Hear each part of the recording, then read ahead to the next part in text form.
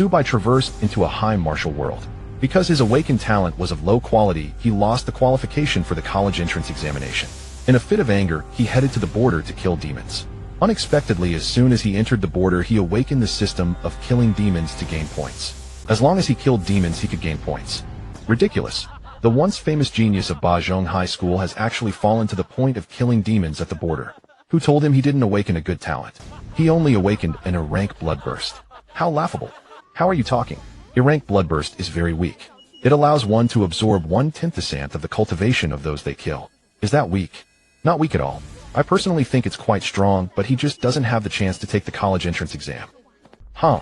At the gate of Bajong High School, Su, by holding his dismissal notice, walked past these students with an expressionless face. Just a few days ago when they saw him, they had all greeted him warmly as Senior Su. But since his talent awakened, everything changed. The Dragon Kingdom stipulates that only those who awaken talents of rank or above can take the college entrance. Those below rank have only two choices. One is to transfer to a support school to study forging, medicine, construction, and other subjects, serving as logistics personnel on the border. The other is to voluntarily apply to join the border and go to the border to kill demons. Ordinary people would choose to transfer to support schools. Although they lose the opportunity to enter university for intensive martial arts training, they can still live comfortably with food and clothing, and with luck, they might even gain a minor official position and rise above others. Very few people choose to go to the border and kill demons. After all, high school students fresh out of school, once they set foot on the brutal battlefield, are mostly cannon fodder sent to their deaths. But Subai refused to sink into a support school and resolutely chose to go to the border to kill demons. Because inside his heart, there had always been a voice calling him to that place. Class 7 O Subai, shouted a middle-aged man in camouflage from a military vehicle at the school gate. Present. Subai walked over and handed him the dismissal notice and border application. Currently, you're the only one from Bajong High School who chose to join the border. It will probably be difficult for you to survive with your strength. There is one chance to back out. You can choose to regret. Subai, do you regret? The middle-aged man did not take Subai's materials. The young man before him had fair skin and a thin figure, clearly a frail boy who didn't look like he had much fighting ability. He had seen many such people. They were cannon fodder once they went there and would never return alive. In order to resist the invasion of the demon race, the human population was getting sparser and sparser. He couldn't help but feel compassion. Report. Subai does not regret. Are you sure? Sure. Good. Get in the truck. After Subai boarded, the middle-aged man couldn't help but take a few more glances at him. He had seen many stubborn people, but this was the first time he had seen someone so eager to go to the border. Others were reluctant to go, but this guy was determined. His character was not bad. The middle-aged man couldn't help but glance at the materials in his hand. What a pity. If only his talent level was a bit higher, he might have. A rank was far from enough. Whoosh. He threw the materials into a snakeskin bag. The middle-aged man looked at the people in the carriage. Since you chose to go to the border to kill demons, remember the following points. First, don't think about being a deserter. Violators will be killed without mercy. Second, don't think about being a traitor. Violators will have their entire family executed. Fifth, don't think about earning merits. In that place, the one who survives is king. We'll arrive at the border in 10 hours. Make the best use of the time. Once you get there, you won't have a chance for deep sleep again. After the middle-aged man finished, the carriage fell silent. Most people chose to close their eyes, but the fear on their faces could not be hidden. Those who didn't sleep were also worried, their immature faces revealing confusion about the. After all, they had just entered the low point of life, and now they were about to head into another abyss. The only ones who seemed relatively normal were Subai and the girl beside him eating snacks. Subai reached into his pocket and pulled out a necklace. The chain was silver, and hanging below was a round azure gem, very much like a mini version of Earth. According to his deceased mother, this was his birth necklace. It did belong to him, that much his mother was right about. But this was not a birth necklace, it was something he had from his previous life. He still remembered that he got it from Pinduoduo after asking 999 people to help cut it. The day the necklace arrived, he carried it and traversed worlds. He had thought it was a special item, but it hadn't shown any effect in over a decade. It hadn't even brought him a high-level talent. With so many talent levels, SSS, SSS, A, B, C, D, E, it had to give him the very last one. Never mind. He was going to the battlefield anyway, he might die soon. No need to dwell on the past. Crack. Subai opened the window and threw the necklace out. Hey you, if you didn't want such a pretty necklace, you could have given it to me. Why did you throw it away? The girl beside him, who was eating snacks, widened her eyes, unable to believe what she saw. Subai turned to look at her skin, like congealed fat, oval face, a standard. Someone like her, he wondered why she was here. But at that moment, he wasn't in the mood to care and didn't even feel like talking. He turned away. Subai closed his eyes. Hey, are you like that? So aloof, not saying a word. Are you a mute? The girl blinked, staring at Subai for a long time. Confirming that Su-bai really didn't want to talk to her, she turned back bored. Just then a streak of blue light suddenly flashed beside Su-bai. The girl thought she saw things and quickly rubbed her eyes. When she opened her eyes again, everything had returned to calm. Strange. Kill intent charged system about to awaken. Currently 8,848 kilometers from awakening location. Kill intent charged system about to awaken. Currently 8,835 kilometers from awakening location. Kill intent charged system about to awaken. Currently 8,822 kilometers from awakening location. In his sleepy days, Su-bai heard mechanical prompts one by one, but he ignored them. He had been dreaming about this kind of system awakening for 18 years. Su-bai eventually fell asleep. Unflappable asleep at the drop of a hat. This temperament is really suited for the border. The middle-aged man was also a border demon killer. He could tell that Su-bai was genuinely asleep, unlike the group around him, who were feigning calm with forced anxiety. A mere youth just out of school facing consecutive low points in life still understood the importance of conserving energy. This already surpassed most of his peers, but the difference in talent had become an insurmountable gap. A miracle? Maybe. The middle-aged man withdrew his gaze, smiled, and closed his eyes. Wake up, and you still have to kill demons. Border arrived. Everyone get off. He stepped off the vehicle. Before his eyes stood an immense steel wall towering into the clouds, its surface marred with rust and bloodstains. Beneath the wall there was a narrow crack in the gate through which one could glimpse a battlefield shrouded in smoke and hear the terrifying roars of demonic beasts. Occasionally showers of blood could be seen with severed limbs and broken bones tossed into the air. Surrounding the area was an endless expanse of desert yellow sand, everywhere swirling and flying. A sudden gale arose, biting and bone-chilling, carrying a stench so foul it made one retch. Ugh, I don't want to stay here, I want to go home. Ugh ugh ugh, please send us back. Ugh. The inexperienced students witnessing this scene turned pale with terror, their hearts trembling, and some even approached the middle-aged man, begging him to take them back. Useless. Since you've made your choice, there's no room for regret. I already gave you a chance. You have 1 minute to compose yourselves. In 1 minute, report to the border assignment office. The middle-aged man's face was stern, his tone icy and brooking. This batch of greenhorns isn't performing well. Indeed, far worse than the last group. They vomited too, but at least they didn't cry. How those two are interesting. Unfazed. Not bad that one has some mental fortitude. And that girl is impressive too, still snacking in this situation. Midway up the city wall, a group had gathered, commenting on the middle-aged man and his party. However, upon seeing Su-bai and the girl, their expressions shifted. Su-bai in particular, with his cold and resolute demeanor, drew their attention. This guy, as long as his talent isn't poor, is bound to be a formidable figure. We'll go check him out. If he's suitable, we can recruit him into our squad. That girl is worth recruiting too. After brief observation, dozens of people came down. Old Xia, one called out. The middle-aged man turned and tossed a snakeskin bag over. The border primarily operated on a squad-based demon-killing model. These people came solely to recruit new members into their teams. This reduced some procedural hassle and increased the newcomer's survival rate.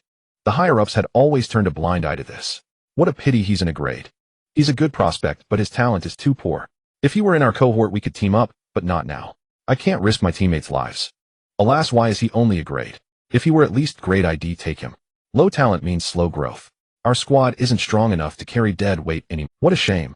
The group pointed at Su-bai, their words filled with regret. Su-bai took it all in. He had endured such setbacks many times before. It was nothing significant. His focus was now on the alert sound in his mind. Kill intent fully charged. System awakening imminent. Current distance to awakening point 10 meters. 10 meters. Roughly the distance from here to the steel wall. In other words, once he entered the wall's interior, the system would awaken. After 18 years of charging, he wondered what kind of system it would be. Su-bai rubbed the necklace through his pocket, a contemplative look in his eyes. Just then a young man in form-fitting attire approached with a file. Hey, you're Yi Rouge, right? I'm the captain of the 72nd Eastern Border Demon Killing Squad. Your file says you have grade talent. It's me. The girl Yi Rouge eyed the newcomer, warily, subtly shifting closer to Su-bai. Grade talent here. Is she crazy? Who with grade talent would come to this godforsaken place? Exactly, isn't it better to just study for college? Judging by her, she might have a few screws loose. True, everyone else is vomiting while she's eating. That takes the cake. Grade talent. Su-bai glanced at Yi Rouge with some surprise.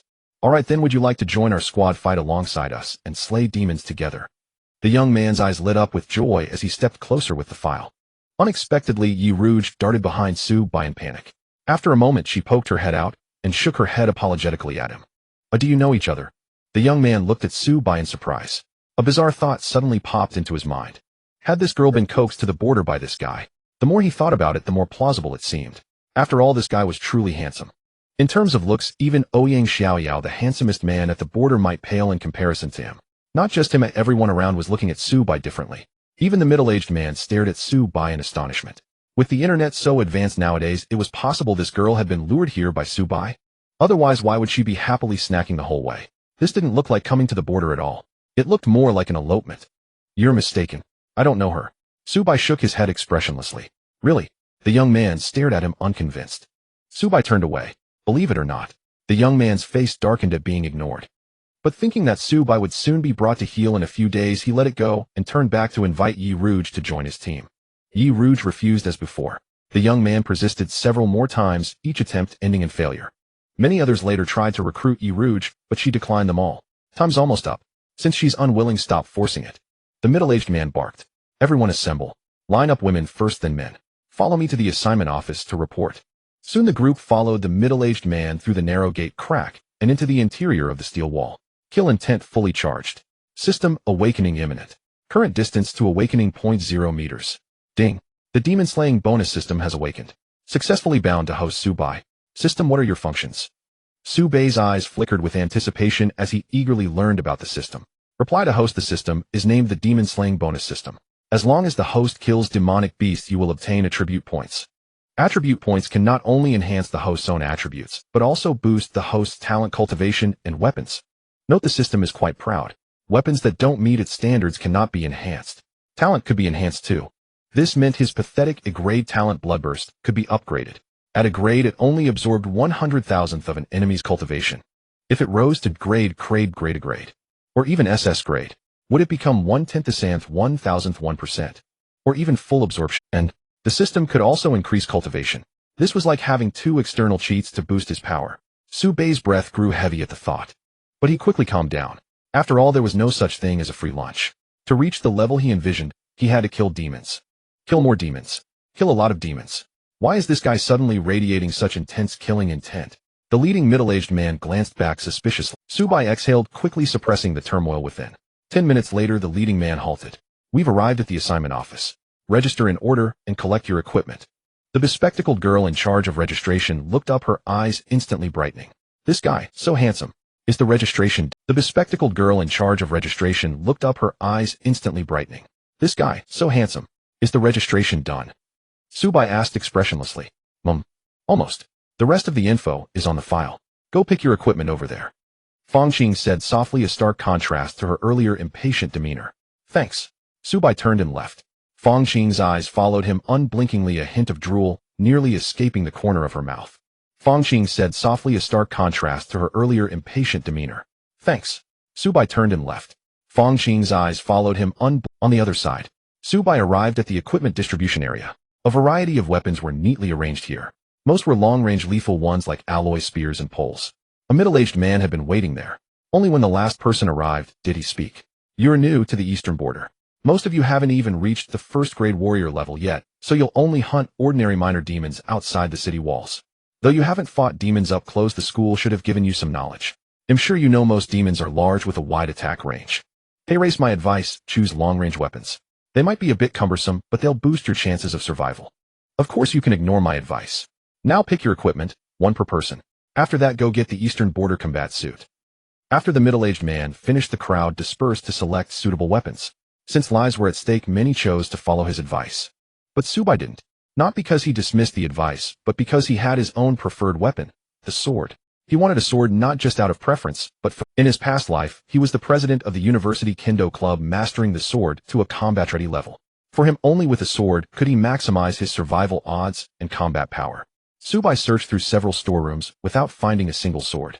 Only in the last one did he spot a few dust-laden alloy long swords in the corner. Clang. He casually picked one up and gave it a light shake. The dust flew off, revealing its original form. It wasn't much to look at, but far better than the unsharpened long swords from his past life. Kid, you think you can get close to those monsters with that weapon? The middle-aged man had been following Su Bai.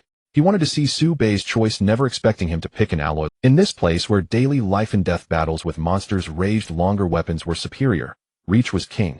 Yet this guy ignored his advice and chose the shortest-lived weapon here. I know you're proud, but take my advice. What you're holding is called the short-life sword here. You know what that means, don't you? The middle-aged man urged again. Yes, Su Bai listened to Brother Xia. Yi Rouge, clutching a snack bag, approached with an alloy spear slung over her back. She wasn't even as tall as the spear, yet she carried an air of heroic grace. Many boys around were stunned by the sight.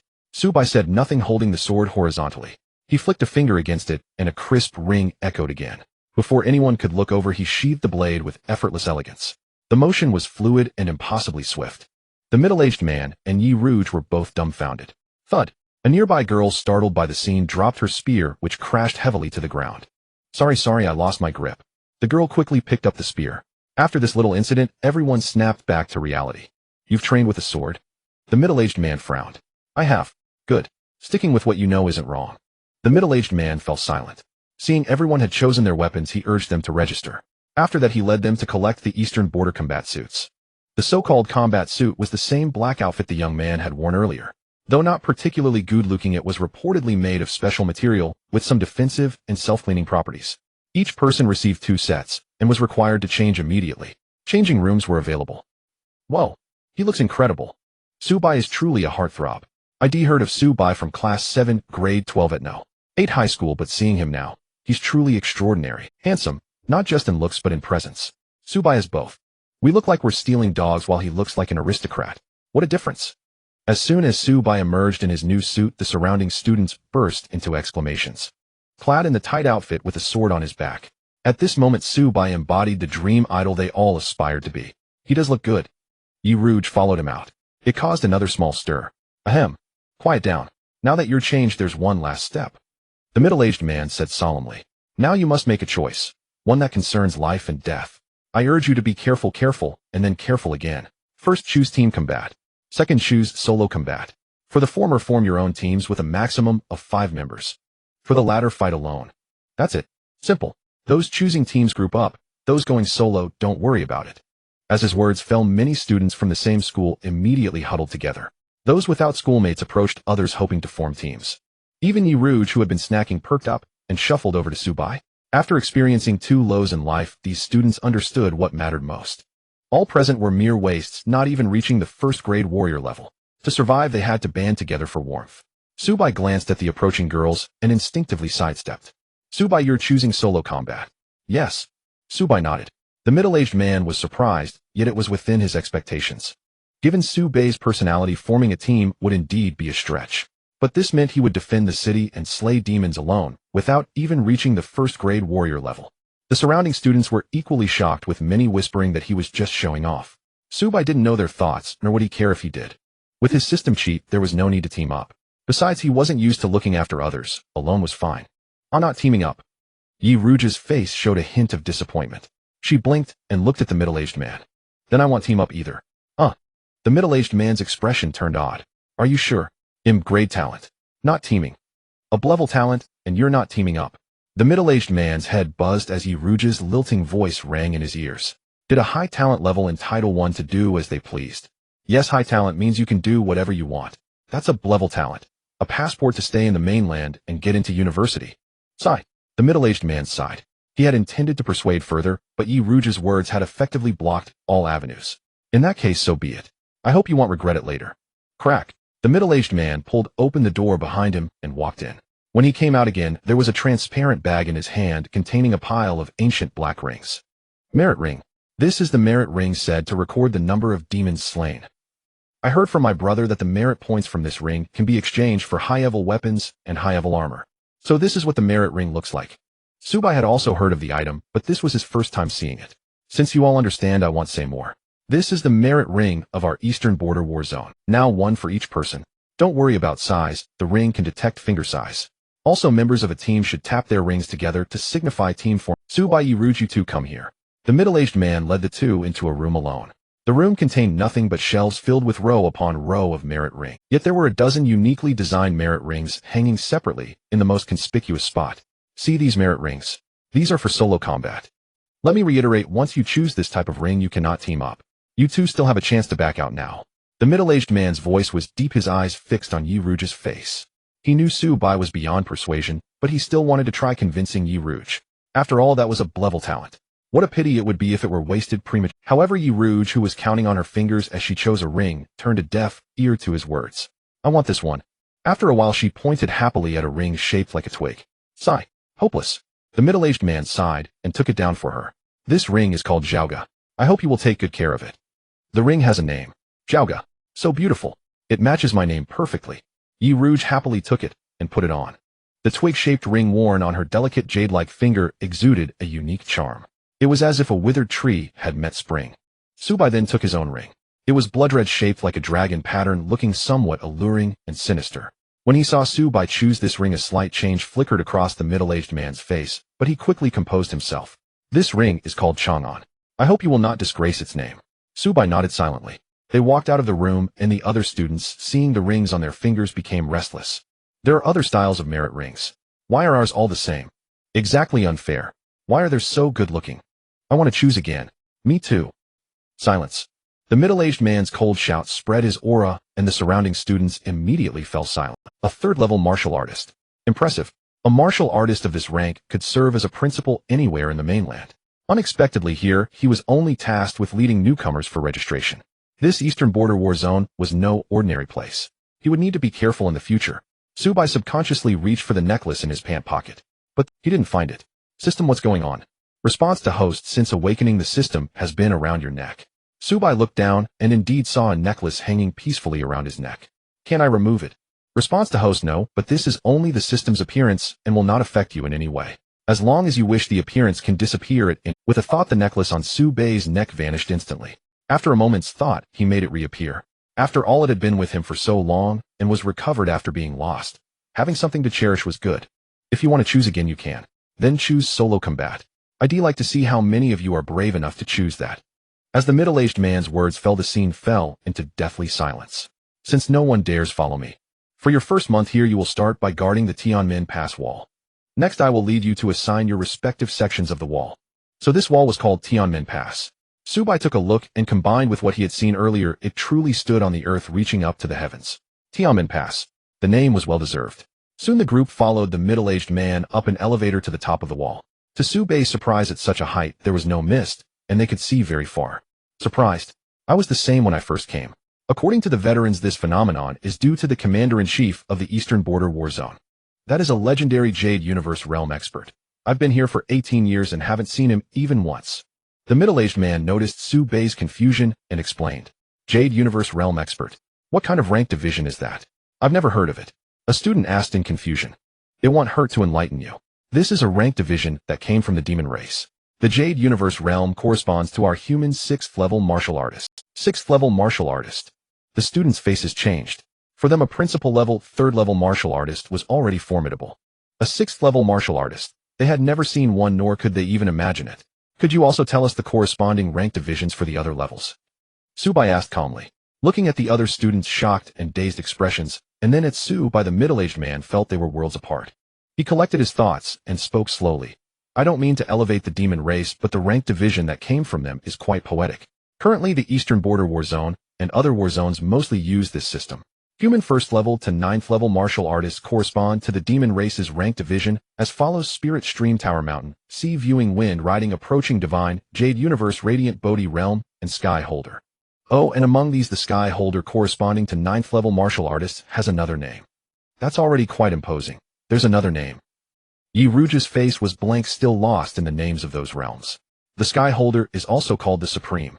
Supreme. The moment these two words were uttered before the middle-aged man could elaborate, everyone felt an unprecedented and overwhelming dominance. Gazing at the dazed crowd, the middle-aged man shook his head with a wry smile. He himself had been no different when he first heard that title.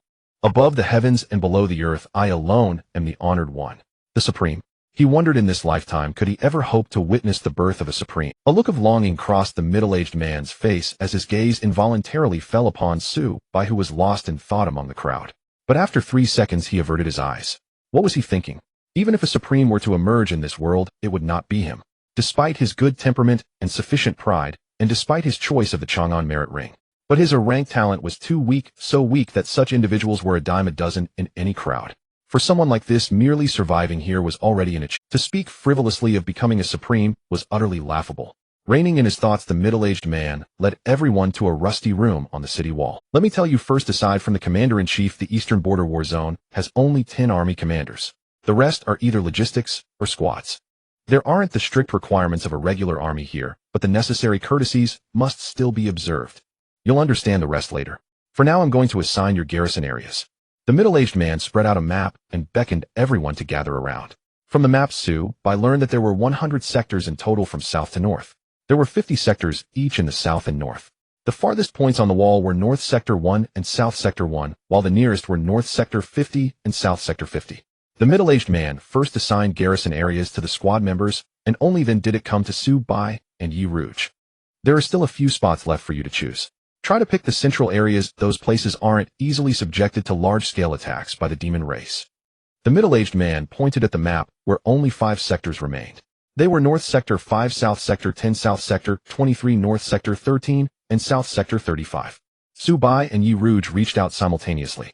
He pointed to South Sector 23, and she pointed to South Sector 35. Su Bai, you little rascal, you're not choosing South Sector 10. I thought you would go for that one. The middle-aged man teased him, a rare occurrence. Su Bai gave him a calm look, but said nothing. For someone with no cultivation, choosing South Sector 10 would be nothing short of suicidal. Just a joke, don't mind it. The middle-aged man chuckled. My name is Xie Chongkong. You can call me Old Xie like everyone else here. From this moment on, we are comrades fighting side by side to defend humanity. My final advice to you all: be wary of the demon race, but also be wary of those beside you. Also protect your merit ring well. Besides collecting merit points for exchange, it contains a locator. Every reinforcement mission relies on the positioning from the merit ring. Alright, enough talk. Line up to collect a manual of precautions, and then you can head to your respective sectors to take over. After receiving the manual, Su Bai turned and walked towards the direction of South Sector 1, where his garrison area was located. Although all garrison areas looked the same, the map in the manual was clearly marked, so he wasn't worried about getting lost. Hey, wait up. Yi Rouge jogged to catch up with Su Bai. Su Bai ignored her. You're so cold and aloof, never speaking. Want some snacks? As she spoke, Yi Rouge held out a small packet of snacks to Su Bai. No thanks. How I thought you'd never speak. Undeterred by the rejection, Yi Rouge flashed a brilliant smile. The names for the demon race's cultivation realms sound so beautiful. I think spiritual stream and sea gazing are the best. Just thinking about them feels wonderful. What do you think? Su Bai didn't respond, walking on his own. Sai silent again. Say, why didn't you form a team? Isn't it better to be in a group? Except the snacks get eaten a bit faster. Also, the way you use your sword is so cool. Can you teach me? And, faced with this endless chatter, Su Bai found it a headache and quickened his pace. Hey, slow down. The moment Yi Rouge spoke, Su Bai walked even faster, even resorting to some simple movement techniques he had learned at the academy. Am I that terrifying? I'm not a demon. Why are you avoiding me like this? Watching Su Bai's figure grow distant, Yi Rouge stood still, lost in thought. After a long while, she suddenly slapped her forehead. I know. It must be because I didn't give him my favorite cucumber-flavored potato chips. But I only have 1 pack left. Replacement. Su Bai, a newcomer who hasn't even reached the spiritual stream realm. The quality of recruits has really been declining these years. At South Sector 23, the door to the garrison room opened, and a young man cradling a long spear walked out. When he saw that Su Bai was the only one there, his expression soured. Just you? Su Bai nodded expressionlessly. Fine. Very well. Not even a martial artist, yet you dare choose solo combat. You're simply asking. I hope I don't hear news of South Sector 23 falling tonight. The young man snorted coldly, brushing past Su Bai with his spear. But after a few steps, he turned back with a sneer. If I'm not mistaken, the merit ring on your finger is Chang'an, isn't it? Is there a problem? Su Bai turned around calmly. Although the other was a second-rank martial artist, he wasn't worried about being attacked. The manual clearly stated that killing fellow demon hunters on the border was strictly forbidden. Violators would be executed without mercy. Nothing. It's just that you've taken something our captain considered his own. So I hope you live well. My name is Jing Hai. My cultivation is at the Lushan realm. Haha, interesting, very interesting. Jing Hai laughed heartily as he walked away with his spear. Su Bai furrowed his brow slightly, then turned and entered the garrison. It was a small room with sparse furnishings, just a bed, a cabinet, and a toilet. There was also a dining table, but it had a hole in the middle. The manual stated that this was where meals were delivered. Su Bai tidied the room a little, and after confirming there were no surveillance devices, he sat cross-legged on the floor. System. Host, him here. Did you forget something? Reply, host, the system does not understand your meaning. Where's my newbie gift pack? It was an oversight on the system's part. But what others have, the host shall also have, and it will be even better. The monitoring room was silent, so quiet that a pin drop could be heard. Every demon hunter wore a grim expression. None believed Su Bai could escape from. Ding. Newbie gift pack opened successfully. Congratulations, host, for receiving personal attribute panel attribute points X100 pure sword heart. Personal attribute panel displaying the host's status comprehensively at any time and anywhere. Attribute points, a precious treasure that can enhance various. Pure sword heart. When cultivating the sword path, it feels like divine assistance, not afraid of worldly illusions, charms, and other phantasm techniques. Ding. The reward has been issued. Host, please check. The moment the system prompt sounded, hundreds of sword lights burst forth from Su Bei's body. The alloy longsword beside him seemed to sense something, its blade trembling and letting out a long, ceaseless hum. After dozens of seconds, the strange phenomenon dissipated. Su Bei exhaled a mouthful of turbid qi and abruptly opened his tightly shut eyes. Shua, shua. Clearly visible, two brilliant and fierce sword rays emerged from his eyes. Within his pitch-black pupils, the shadows of sword light flickered continuously. He raised his hand and beckoned. The alloy longsword beside him flew into his palm with a whoosh. The alloy longsword, once in his hand, was like a dragon entering the sea. After emitting a crisp sword hum, it fell silent. What a pity, it's only a grade alloy weapon. If it were in a grade or higher spirit-infused longsword, it might resonate with my pure sword heart.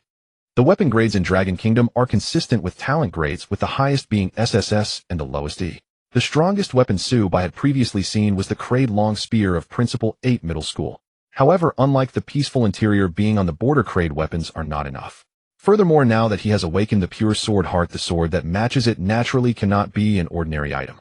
System, open the personal attribute panel. Ding. Host, please look at the big screen. Host Su Bei. Cultivation, mortal 90,100. Can be increased, next level Lingchuan realm. Attribute points 100. Constitution, 17, normal person 10. Can be increased when Constitution reaches 100, qualitative change occurs. Spirit, 50, normal person 10. Can be increased when Spirit reaches 100, qualitative change occurs. Talent, pure sword heart, a grade blood explosion, 0, 100. Can be increased, next leveled grade blood explosion can absorb 1500 of the cultivation of those killed. After a brief overview, Su Bei decided to first enhance cultivation and constitution to improve survival ability. System, add 10 points to cultivation and put the rest all into constitution. Ding. System is adding points.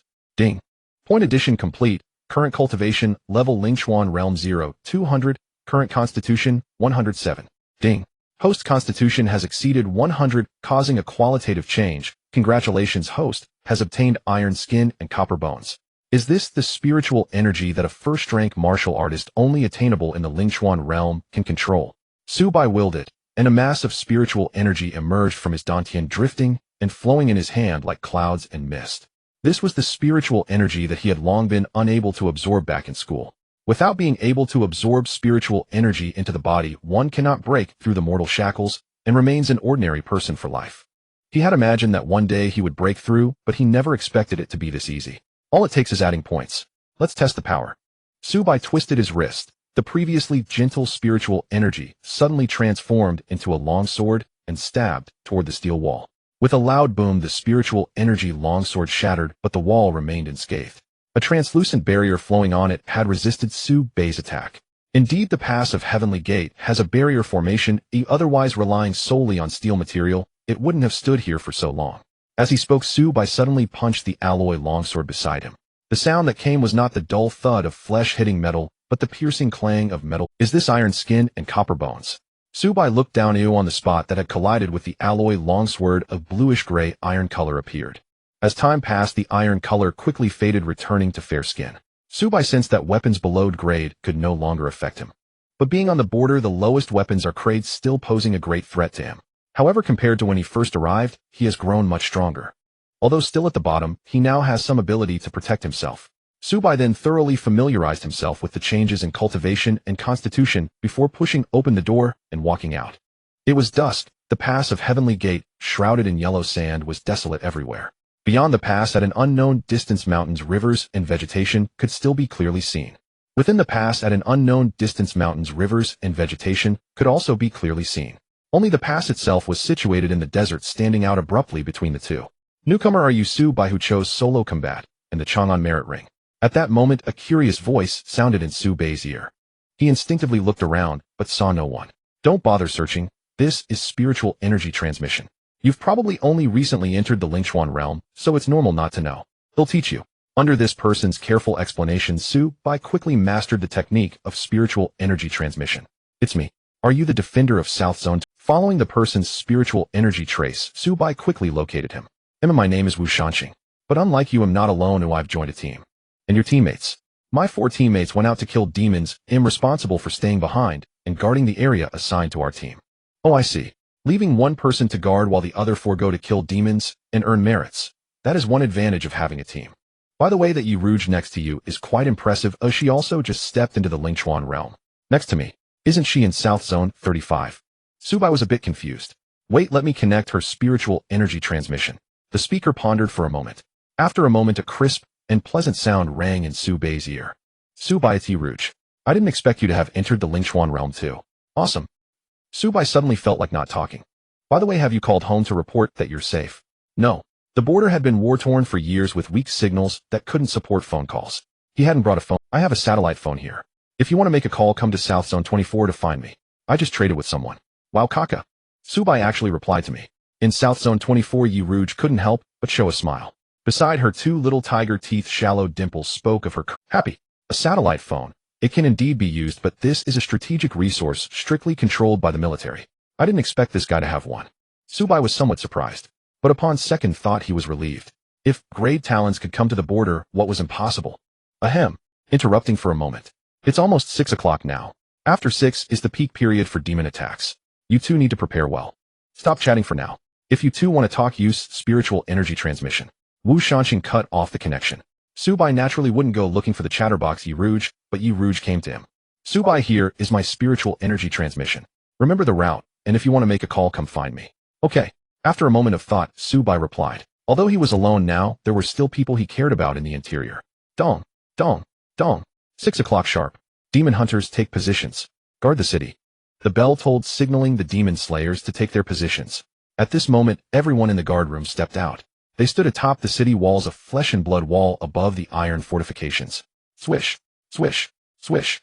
Just then, several blinding rays of light shot up from both ends of the city wall, leaping over the grounds behind the wall. Damn, another flashy entrance by this group of demons. No need to envy. One day when you break through to the wind control realm, you 2 can be like them. I can't even imagine if those in the wind control realm are genuine powerhouses at Tianmen Pass. Indeed, besides the commander and the army leaders, these guys are the strongest. Moreover, they guard some of the top 10 most dangerous areas in the north and south. What's wrong with flaunting strength? Around the perimeter, many voices broke the heavy atmosphere. But what followed was a new wave of silence.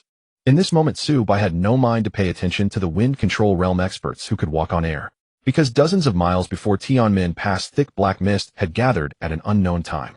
The bright moon hung high, casting a chilling light. Through this faint glow, he even saw hundreds, even thousands of large demons bearing their fangs and claws charging forward. Such a sight was unprecedented. A serious expression gradually appeared on Subai's indifferent face. The alloy sword in his hand tightened at this moment. Wow, tonight the demon clan is quite aggressive. Well, I fear many newcomers will perish.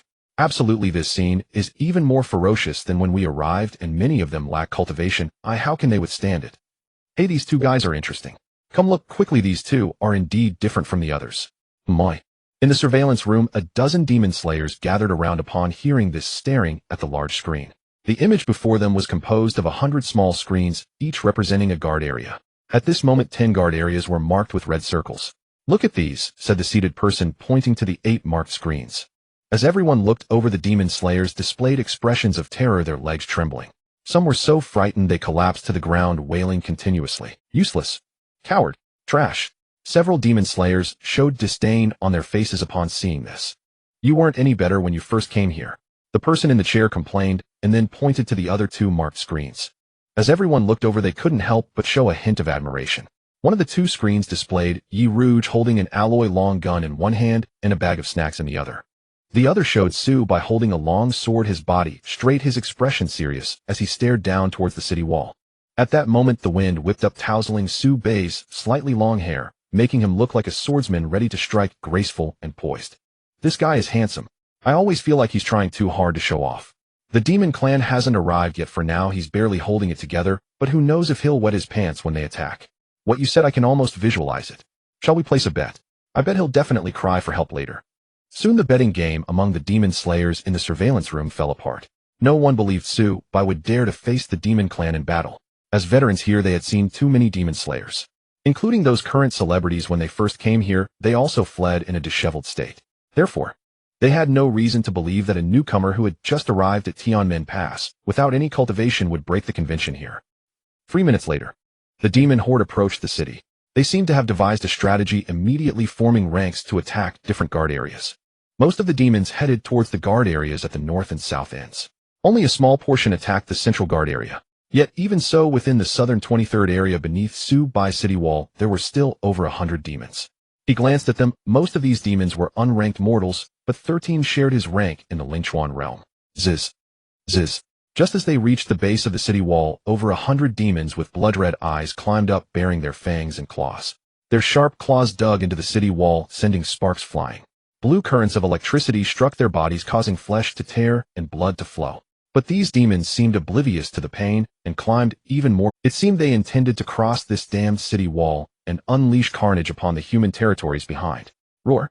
A winged demon was the first to leap. The notes indicated that this demon belonged to the winged dragon clan, characterized by its entirely black body and massive black wings, possessing extremely fast flying speed.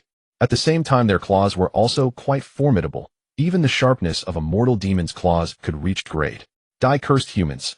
As soon as the winged dragon leapt onto the wall, it unleashed its claws in an attack, giving Su Bai no time to react. As the distance between them closed, a look of disdain appeared on the winged dragon's face. If it were against a human with long guns or sticks who used long-range attacks, it might have had some fear. But the human before it actually wanted to block it, wielding only a long sword, which was simply courting death. Die. The winged dragon grinned wickedly, already envisioning Su Bai being torn to shreds by its claws. But the next moment, it found that Su Bai had moved. The speed was so fast that it was even a bit quicker than when it was at its peak. In just 2 seconds, Su Bai had evaded its attack. How is that possible? The winged dragon's expression changed drastically. Just as it wanted to pull back, the inertia from its massive body prevented it from turning, forcing it to crash forward. At that moment, Su Bai swept past, raising his sword and ending the life of this winged dragon. How is that possible? In its dying moments, the winged dragon was... Why was this human not afraid of their demon clan and could remain so calm? Such composure is truly extraordinary. Meanwhile, Xie Changkong, while slaying demons on the city wall, also focused on the conditions of each guard area. Seeing Su Bai remain calm and composed while killing the winged dragon, unlike the other newcomers, a look of shock crossed his face. He had anticipated that Su Bai would perform well, but never expected he would be this outstanding. Old Xie, are you relying on your good eyesight from the ocean observation realm to just gawk around? What do you mean by gawking? I'm looking plainly and openly, Xie Changkong replied, and with a flick of his long gun, a demon fell to the ground in an instant. Outstanding, handsome. Inside the monitoring room, a person seated suddenly slammed the table and stood up. Such a commotion drew the attention of those around him once more. Through the screen, they saw Su Bai standing straight again on the city wall. The wind was still blowing. The young man's face was filled with determination, without a trace of fear. This scene felt just like before. But this time a massive pterosaur lay beside him. The huge demon beast and the frail young man formed a stark contrast. Quick, you goddamn cripple, zoom in on this image. What are you talking about, your father? The man before the chair grumbled, but quickly enlarged the image until it filled half. In the magnified image, Su Bai's strands of hair were clearly visible, and even the pterosaur behind him was displayed in vivid detail. Look at the wound on that pterosaur. The focus shifted to the pterosaur's head, where a gaping wound 4 fingers wide stood out starkly. One move? This guy killed it with just one move. Is he even human? How is it possible to achieve this? Killing a pterosaur in one blow. Even a mortal-grade pterosaur is not much weaker than an ordinary Lingchuan realm expert. How can he? Quick, I want to watch the replay. This rookie is something. The people in the monitoring room gathered around the big screen to watch the replay. When they saw Su Bai sink, glide, step, and draw his sword to slay the pterosaur, they all fell silent. Because his response was too perfect. Such a fluid execution in killing a pterosaur could be considered textbook level. Most importantly, Su Bai's mental fortitude was extraordinary. Facing a demon beast, he remained calm, analyzed, dodged, and even counterattacked. Every step hit the critical point at just the right moment. If he had miscalculated even a little, he could not have achieved such perfection. Genius! Someone exclaimed. But this time there was no voice of dissent. Although they prided themselves as veterans, Su Bai's performance in slaying the demon was not inferior to theirs. It even surpassed theirs. After all, Su Bai was still just a newcomer. To accomplish such a feat was truly worthy of being called a genius. Alas, it's a pity. I just checked his profile. He's only in a level talent, someone sighed. There's no helping it. A martial artist's upper limit is predetermined by birth. If his talent were stronger, perhaps he would be the next. Nanyao. Nanyao. Alas, it's not impossible, but his talent is just too low. Alas. Everyone let out a sigh. Holy shit, that bastard actually jumped off the city wall. How dare he? At that moment a roar startled everyone. They lifted their heads abruptly. They saw Su Bai, who had been atop the city wall moments ago, had already leaped down. Damn it, Qin, Tianju, go over and back him up. If this guy dies he'll feel uneasy. Call me Tianju without the Qin, okay? The man wielding a long pole spat, then quickly vanished from the monitoring room. Ding. Host killed mortal grade pterosaur X1, obtained attribute point X1. The system prompt echoed in his ears. Su Bai, halfway down the city wall, brightened his eyes and swung his alloy longsword, slaying another demon beast. Ding. Host killed mortal grade wolf demon X1, obtained attribute point X1. Ignoring the system notification, Su Bai took a deep breath, leaped again, and landed heavily on another demon. This was a mortal grade skeleton demon characterized by a humanoid skeletal form with a body so hard that attacks below grade were ineffective against it. The notes indicated that to kill such a demon, one must destroy the demon core within its skull. Su Bai moved swiftly. Before the skeleton could react, his alloy longsword had already pierced its skull and shattered the core. Ding. Host killed mortal grade skeleton demon X1, obtained attribute point X1. The skeleton died. Su Bai sprang up and jumped onto it. Up and down the sword went, claiming another life. As he continued to leap down and slay demons, this scene caught the attention of the demon hunters on the wall. Holy shit. Who is this guy? He's so fierce. Damn, the central area is all low-level martial artists. How can someone dare to jump off the wall? How, son of a bitch, that's so cool. As he leaps and bounds, swinging his sword. This is almost like a martial arts movie. If I weren't so weak, I'd totally try to look cool too. Being cool is a lifelong thing. If you do that, you'll only be cool for one lifetime. Su Bai, what are you doing? Xie Changkong, who was closely watching, changed expression drastically upon seeing this. Su Bai's killing of the pterosaur was already impressive, but he never expected Su Bai to actually leap off the wall and take the initiative. This was an act only dared by the powerhouses at either end of the wall. How could he dare? Is that Su Bai? Yi Rouge, holding a spear with both hands and a lollipop in her mouth, had just driven back a demon when she saw this shocking scene. At first she thought she was mistaken and even rubbed her eyes. But when she saw the blood-stained alloy longsword glinting exceptionally brightly under the moonlight, she froze. Because other than Su Bai, she had yet to see anyone use a sword here in Tianmen Pass. And that person was right beside her, meaning it could only be Su Bai. No way is he this brave, alone with just one sword. Stepping on demons, slaying demons. It was as graceful as a sword immortal stepping on spring water and striking through the air. Yi Rouge watched the scene, her beautiful eyes darting, utterly unable to describe her feelings at that moment. At the same time, many gazes swept towards Su Bai from the wall, but Su Bai wasn't thinking about that. He wasn't acting recklessly. He had carefully weighed the with his iron skin and copper bones, he could hold his own against these mortal-grade demons for a short time. Moreover, after his physique had transformed, all his bodily functions had greatly improved. His speed, stamina, and reaction speed were far superior to these mortal-grade demons, another advantage he relied on. Of course, the most important thing was to earn more attribute points. With a ripping sound, Su Bai pulled his alloy longsword from the head of the wolf demon beneath his feet, gaining another attribute point. By now he was at the middle of the wall. He didn't stop. He kept killing his way down. Human, quite bold to take the initiative, utterly clueless about death. Just then a fragrant breeze drifted up. Immediately after, Su Bai, standing on the skull of a skeleton demon, was enveloped by a cloud of pink mist. Damn, it's a fox demon. They excel at illusions. Su Bai is in danger. In the monitoring room, one person noticed this and blurted out in alarm. The others also wore grim expressions. Alas, this guy is probably done. In this situation, Qin Tianju can't intervene either. Alas, what a pity, he showed promise. Will there be a miracle? Most likely not. Even a Lingchuan realm fox demon's charm technique cannot be resisted by a Lushan realm cultivator. The monitoring room was silent, so quiet that a pin drop could be heard. Every demon hunter wore a grim expression. None believed Su Bai could escape from the fox demon's clutches. Why act so impulsively? Xie Changkong sighed, withdrawing his gaze and ceasing to pay attention to Su Bai. After all, within the Heavenly Gate Pass, there had never been a precedent of a mortal or even a Lingchuan realm martial artist escaping from the grasp of a Lingchuan realm fox demon. Although Su Bai had a strong heart, Xie Changkong did not believe he would survive now that the fox demon had its eyes on him. Su Bai, you won't come to harm, will you? Yi Rouge's stationed area was right next to Su Bai's, so she naturally noticed this turn of events.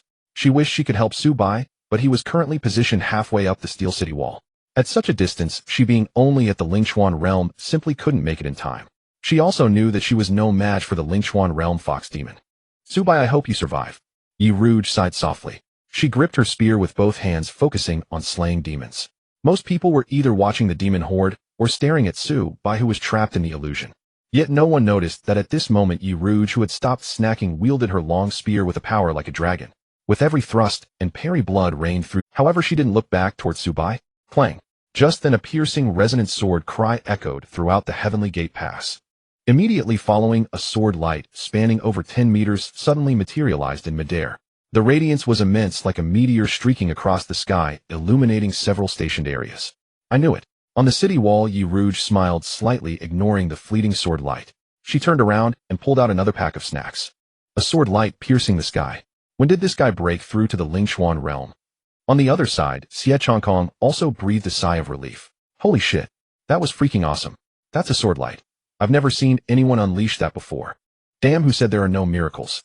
In the monitoring room, the demon hunters saw the instant the sword light appeared, their emotions surged with excitement and morale soared. A sword light appeared in the central area of the Heavenly Gate Pass. But judging by the length of the spiritual energy, it's just a Lingquan realm cultivator. Interesting. South District 1. At the base of the city wall, a woman in form-fitting attire glanced toward the halfway point of the wall, but quickly looked away. Yet the long sword clutched tightly in her hand trembled uncontrollably at that moment. Others couldn't tell, but she knew. The instant that sword light appeared, her own sword had tried to break free from her grasp and rushed toward that person. Captain, should we recruit him? A woman beside her asked in a low voice. The woman in form-fitting attire studied the area for a moment longer before shaking her head. He is not yet qualified to join the Rockshao squad. But the Heavenly Dao squad has already sent someone to assess him. Oh. The woman in form-fitting attire pondered for a moment before saying, then go check on him after tonight. Captain, didn't you just say he's not qualified? A person nearby teased. Rockshao is my squad. If I say he's qualified, then he's qualified. Subai was unaware of the uproar his single sword strike had caused at the Heavenly Gate Pass. He simply found the fox demon before him utterly repulsive and couldn't resist giving it a swift end. Possessing a pure sword heart, he was immune to illusions. What he saw was no illusion, but merely an ugly-faced fox demon posturing seductively. Ding. Host has slain a Lingquan realm fox demon, gaining 10 attribute points. Mortal-grade demons only gave 1 attribute point, but a Lingquan realm one multiplied it tenfold. Seeing this disparity, Subai felt tempted to hunt only Lingquan realm demons. But now was not the time to be picky, every bit earned counted. Chua. With a motion of his long sword, the demon beneath him perished. Subai leaped and landed on the next demon. And so, leaping and slaying demons all the way, Subai soon reached the base of the city wall. At that moment, only 13 demons remained within the boundaries of South District 23. There were 5 Lingquan realm fox demons and 8 ordinary mortal-grade beasts. For Subai, who possessed the sword heart and was immune to illusions, this was nothing short of an allocation collect buffet of attribute points. In just 10 minutes, Subai had eliminated these demons and took the elevator back up to the city wall. When he returned to his stationed area, a young man holding a long staff was standing outside his quarters. That sword strike of yours was impressive. You are. My name is Qin Tianju.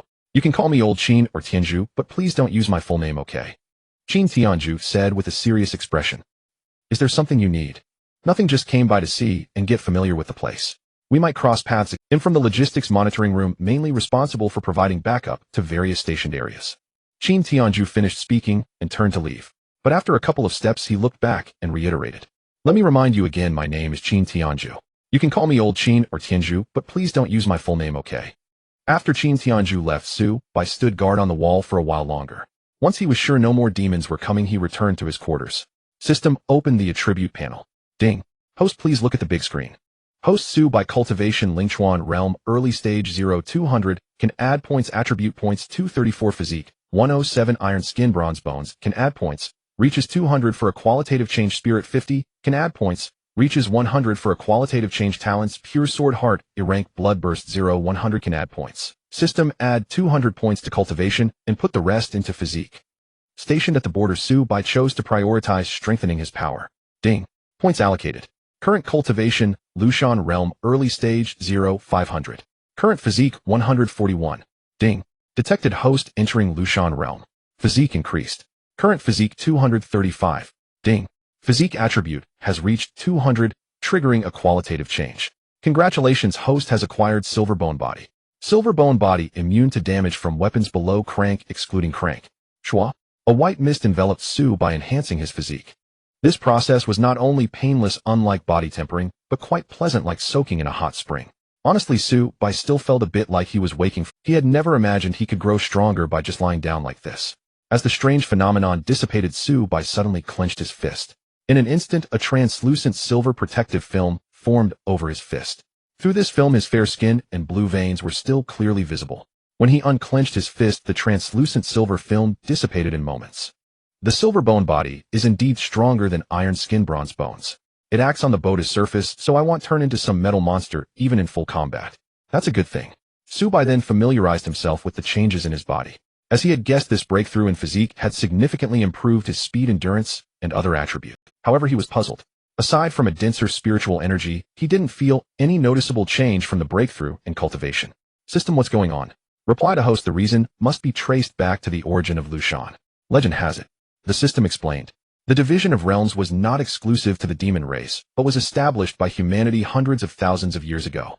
At that time, within the human territory, there was a singular mountain called Tianju, a mountain perilously steep and hard to ascend. The first person to scale it built a pavilion atop, naming it Lushan, signifying that the pavilion stood taller than the mountain.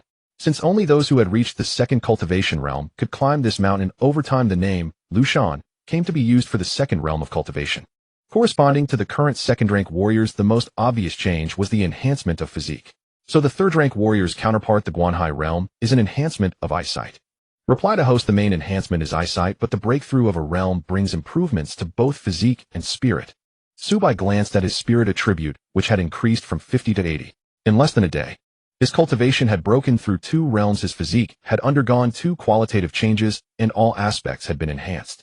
Everything was progressing positively, yet Subai also felt a hint of helplessness. He hadn't felt a trace of the cultivation absorbed by his talent blood explosion. Without awakening the system and relying solely on his talent, he would probably still be stuck at the Linchuan realm. Perhaps he would have been torn apart by the initial pterosaur. Thump thump thump. A knock interrupted Subai's thoughts. Hello, Subai. I'm Shui, the deputy leader of the Rakshasa squad, Willow Demon. Subai opened the door. The woman standing outside clearly had a dazed look in her eyes when she saw him. In just a moment, her eyes were once again filled with overwhelming. You have already reached the second-rank warrior Lushan realm. Shui had just reviewed Subai's profile. It stated that he wasn't even a first-rank warrior, not even Linchuan realm. She had also inquired about Subai's situation at No. 8 high school, learning that he had a solid foundation and was diligent, once the proud face of the school. But the talent he awakened was underwhelming, merely the lowest grade, ill-level blood explosion. This situation persisted until the assignment of defense zones. However, during the demon attacks, Subai had exhibited the cultivation of Linchuan realm. Given his foundation, breaking through to that realm was understandable. Yet Shui couldn't fathom it. He had just reached Linchuan realm, and shortly after he broke through to Lushan realm. In one day, no less than half a day, breaking through 2 consecutive realms was a rare feat across the entire Dragon Kingdom. Except for scions of ancient martial inheritances, Shui had never heard of an ordinary person achieving such. But Subai stood before her, making it impossible to disbelieve. But could such a rapid cultivation pace truly be the effect of an A-grade blood explosion talent? Subai didn't awaken another talent later, becoming a dual talent person with 2 talents coexisting, did you? Shui pondered and concluded only this possibility. Although dual talents were rare, they existed. Her squad leader was one. Dual talents. Subai had no dual talents. However, Shui's words opened a new line of thought for him. A level blood explosion was limited, it could only absorb cultivation. But if it upgraded to S level SS level, could it then absorb talents? This guy doesn't admit it, but I'm almost certain he's a dual talent person. Seeing Subai silent, Shui strengthened her judgment. Squad leader, this time I came at the right moment. The reason I'm here is to invite you to join our demon hunting squad. The demon hunting squad is a team model initiated by members themselves. Even if you choose to fight alone, it won't affect you. Hey, race, a brief introduction to our squad. You can take a look, there's no rush to respond. You still have a month before you take on missions and head out to hunt demons. Just give me an answer within that time. Shui handed Subai a booklet. After a moment of thought, Subai accepted it. Let me ask, which squad does Jinghai belong to? Jinghai. Shui instinctively glanced at the meritorious ring Chang'an on Subai's finger. Jinghai is a member of the Yuming squad. The leader is Tang Jun, whose talent is a grade thick earth, at the Yufeng realm, of 4th rank warrior. This person is no ordinary. Chang'an has always been seen as a prize in his eyes. You need to be careful, but our Rakshasa squad is not afraid of him. Shui winked. Let me also inform you. Once you reach the Yufeng realm, talents can be used as code names. For example, Tang Jun's talent is a grade thick earth.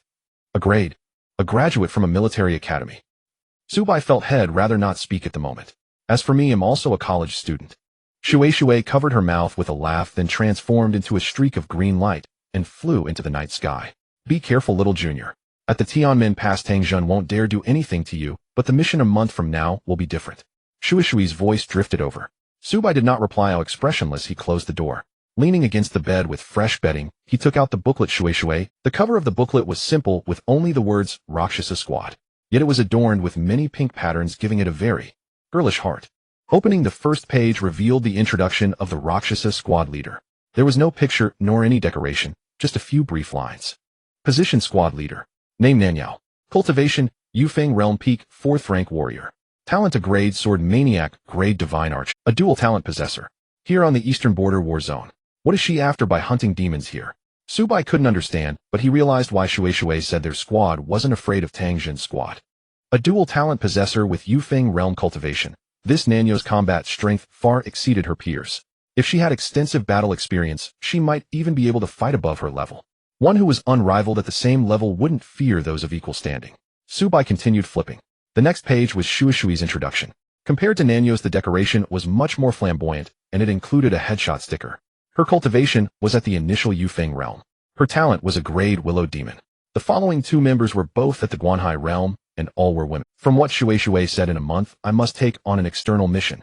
Though it may be dangerous, it's also an opportunity to earn attribute points. Subai closed the booklet and tapped the Chang'an meritorious ring, which displayed the number 234. The merit calculation here was the same as the system's attribute points. But 234 merit points were too few.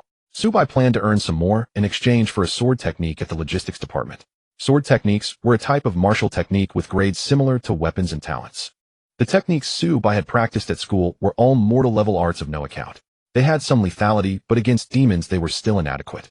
After all, only high-grade martial techniques could fully leverage the advantages of cultivation. How is it? The spacious and bright duty room was adorned with a cloud-shaped lamp and decorated with various pink patterns. Indoors, 3 women sat around a wooden table. On the table lay several photographs. Without exception, they were all of Subai. At this moment, Nanyao sat in the main seat along with the other 2 women, all looking toward Shui as she pushed open the door and entered. Shui said nothing, only shaking her head with a hint of regret. It didn't work. What a pity we couldn't recruit such a handsome guy. Alas, maybe Shui didn't explain it clearly. Should I give it a try? Upon hearing this, the 2 girls nearby both showed a flicker of disappointment in their eyes. No help for it. That handsome Su is too aloof, I couldn't convince him. Shui sighed, walked to her seat, grabbed her Hello Kitty water bottle, and took a gulp. Her expression was dejected, almost as if the word depression was written on her face. Let me try. I can go too, I'm older than Shui. At this moment, the 2 women stood up and were about to leave the room, but Nanyao stopped them by slapping the table. She looked at Shui with a cold gaze. Speak, don't beat around the bush. Alas. Shui's eyes shifted. He's already at the Lushan realm. What? Impossible. He only broke through to the Lingchuan realm last night. How could he have advanced to the Lushan realm so quickly? The 2 women expressed disbelief upon hearing this. Nanyao said nothing, merely watching Shui, waiting for her to continue. Shui pinched her cheeks and dropped her playful demeanor. Subai has indeed broken through to the Lushan realm. Logically, a grade talent couldn't improve this fast. So I suspect he's like Sister Yao, a dual talent possessor. What dual talents? One of the women exclaimed in shock.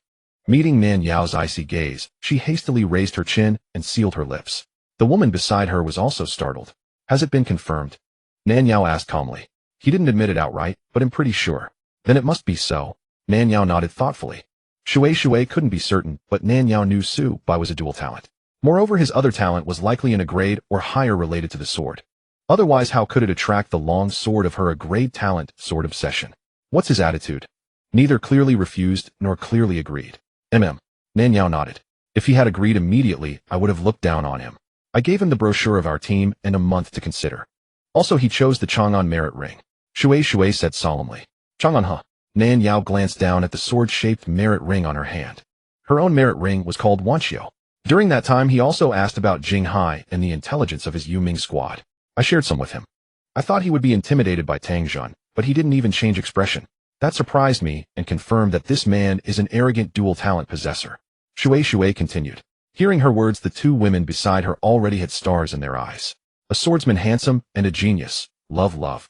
I'm going to the restroom. Nanyao paid no heed to the lovesick girls. She tapped the table and said solemnly. If he wants to join my Rakshasa squad, we'll accept him. If not, so be it. Aren't we going to try harder? Shui was a bit surprised. My dear captain, A dual talent genius who broke through 2 realms in a single day. Are you truly unmoved? Nanyao did not answer. She picked up her sword and walked out the door. Only a genius can understand a genius. Our captain is that kind of person, so she naturally grasps Su Bei's thoughts. This time our Raksha squad might face rejection for the first time. The women beside her sighed. How about I go again when the time comes? Shui murmured softly where she stood. To be honest, she very much wanted to recruit Su Bei into the Raksha squad. A dual talent who grows up would become a formidable teammate. Moreover, seeing that outrageously handsome face every day would lift her spirits considerably. Forget it. Shui looked down at her toes, then at the woman. She gritted her teeth hard. Big bear you go. The next day, Xie Chongkong came to the South 23rd District. Upon discovering that Su Bei had already risen to the Lushan realm, he stood frozen in astonishment for several minutes. After recovering, he stated the purpose of his visit to explain to Su Bei the matters regarding the assignment to hunt demons beyond the pass a month later. He also handed him a Demon Clan atlas, more detailed than the usual precautions. Shortly after he left, several more hunting teams came to recruit Su Bei, but he turned them all down. However, from their conversations, Su Bei gleaned some intelligence. For instance, the current rankings of all demon slaying and hunting squads within Tianmen Pass, as well as the personal combat rankings within the pass. It seems there are many experts in the Borderlands. Su Bei tapped his ring twice, and the number 1040. These were not merit points, but his current ranking in combat power. In other words, there were 1042 people stronger than him. However, this was only arranged by cultivation realm. There might be slight discrepancies, but it was largely accurate. Wow, Su Bei, I didn't expect you to break through to the Lushan realm already. Amazing. At that moment, Yi Ruge's melodious voice sounded in Su Bei's ear. I thought I would break through first, but I estimate him still a couple of days away. Seeing Su Bei silent, Yi Ruge rambled on. Su Bei found this somewhat surprising. What kind of grade talent advanced so quickly, breaking through 2 levels in just a few days? That sword strike you unleashed last night was truly powerful and cool. Teach me sometime. I can pay merit points or snacks. Cucumber flavor. Yi Ruge's words grew increasingly disjointed. Su Bei, growing impatient, cut off her chi voice transmission. Thump, thump, thump. 6 o'clock sharp. All demon slayers take your positions, guard. Open personal stats panel. Host Su Bei, cultivation Lushan realm, early stage 91500, add points, attribute points 3427, physique 240, silver bone body, add points, qualitative change at 500, spirit 91, add points, qualitative change at 100. Talents, pure sword, heart a grade, bloodburst 0 100, add points, martial skill, grade, sword technique, Fuyao 3 swords, proficiency, pinnacle, cannot add points. Time passed by. A month went by. During this time, Su Bei focused solely on slaying demons and guarding the city. He did not spend the attribute points he earned, only using 2,000 merit points to exchange for a sword technique. Thanks to the blessing of his pure sword heart, he quickly cultivated it to the highest level of mastery, the pinnacle stage. A month has passed, and my foundation is solid. Tomorrow is the time to take on assignments. It's time to enhance my strength. System, add 409 points to cultivation. Ding. Addition complete. Current cultivation level, early observation, C realm 05000. As the system's chime faded, Su Bei had already ascended to the 3rd rank martial artist, the observation C realm. The most pronounced change at this level was in his eyesight. He could now discern even the tiniest motes of dust floating in the air around him. He could also alter the focal distance of his vision, magnifying or shrinking objects before him several times over. Moreover, by exerting his ocular power to its utmost, he could even deduce a portion of a moving object's trajectory. In addition, his spiritual energy reserves, physical constitution, and mental fortitude had all been enhanced. With the extraordinary eyesight of the observation C realm, as long as one's comprehension is sufficient, replicating the martial techniques of others might not be impossible. Ding. Detected host entering observation C realm. Mental and physical attributes have increased. Current mental 103, physique 260. Ding. Mental attribute has reached 100, triggering a qualitative change. Congratulations, host, you have acquired photographic memory. Photographic memory, as the name implies, everything the host sees and hears will be etched into permanent memory. Add 240 points to physique. Ding. Addition complete. Current physique 500. Ding. Physique attribute has reached 500, triggering a qualitative change. Congratulations, host, you have acquired golden body. Golden body grants immunity to weapon damage of crank and below. A halo of golden light enveloped Su Bei. The process was as routine as ever. Swiftly the light merged into his body, and the enhancement was complete. With a thought from Su Bei, a translucent golden protective barrier materialized over it. This was the boon of the golden body. Beyond its passive defense, it could be summoned at will. Compared to the more rigid silver bones, it was considerably more versatile. 2 additions cost a total of 649 attribute points, leaving 2,778. Subai took a deep breath and turned his attention to the E-rank talent. He had never touched Bloodburst. System add all points to the Bloodburst talent. Ding. Addition complete.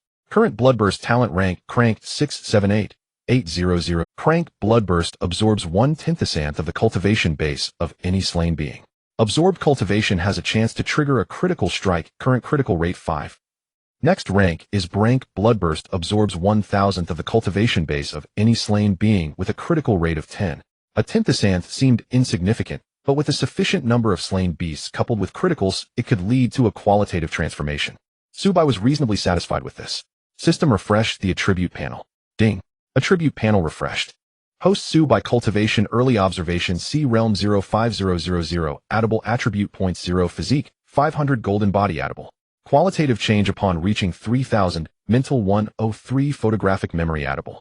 Qualitative change upon reaching 500 talents pure sword heart crank bloodburst 678,800 addable martial techniques crank sword art 3 swords of soaring proficiency perfection not addable. Subai tapped his merit ring twice, and the number 639 materialized above it. This meant that besides himself there were 638 other powerhouses at or above the observation C realm in the eastern border war zone.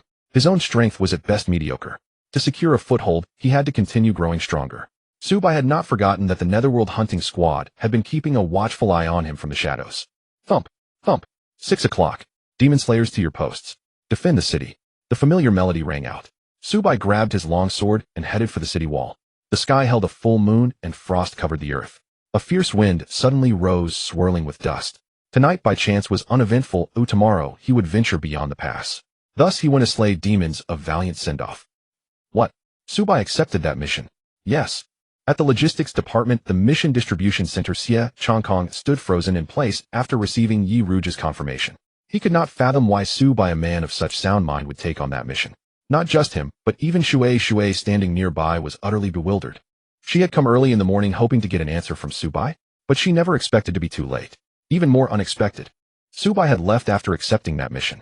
It was common knowledge that in the last decade aside from Nan Yao, everyone who had taken that mission had died. Among them were many once celebrated prodigies.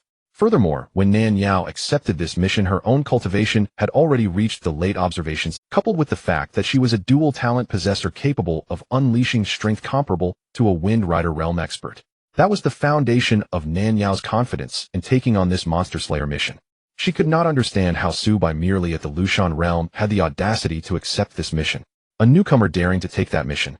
He's just asking for. Alas, we finally got a handsome one, and now we'll probably never see him again. Slaying 10,000 demons at the Lushan realm. The very thought is laughable. He doesn't actually think he's a prodigy on the level of Nan Yao, does he? Many veterans nearby upon hearing the news chimed in with their comments. In the eyes of most, Subai accepting this mission meant he would not return alive. Taking on that mission is truly suicidal. I shouldn't have bothered sending Jing. Inside a pitch-black guardroom, 2 crimson pupils suddenly flared to life, casting the vast space in a bloody red hue. The figure of a young man clad in dark red garments materialized. Had anyone been present, they would have recognized him as the renowned captain of the Netherworld Squad Hutu, Tang Jun. Captain, I've just received word that Subai has accepted the Monster Slayer mission and left the pass. Should we proceed with the recruitment plan for him? In a pristine, brightly lit guardroom, an atmosphere of radiant sanctity prevailed. For individuals were seated around a flawless white stone table. The one who spoke was a young woman seated at the rear. No need.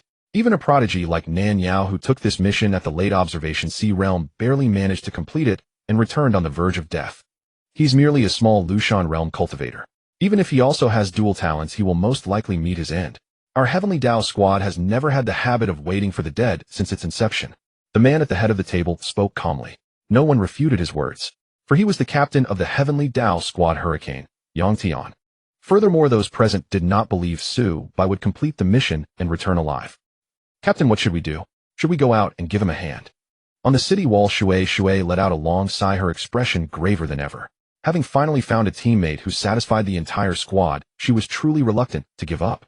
Activate the backup plan. Recruit a new member, Yi Ruge.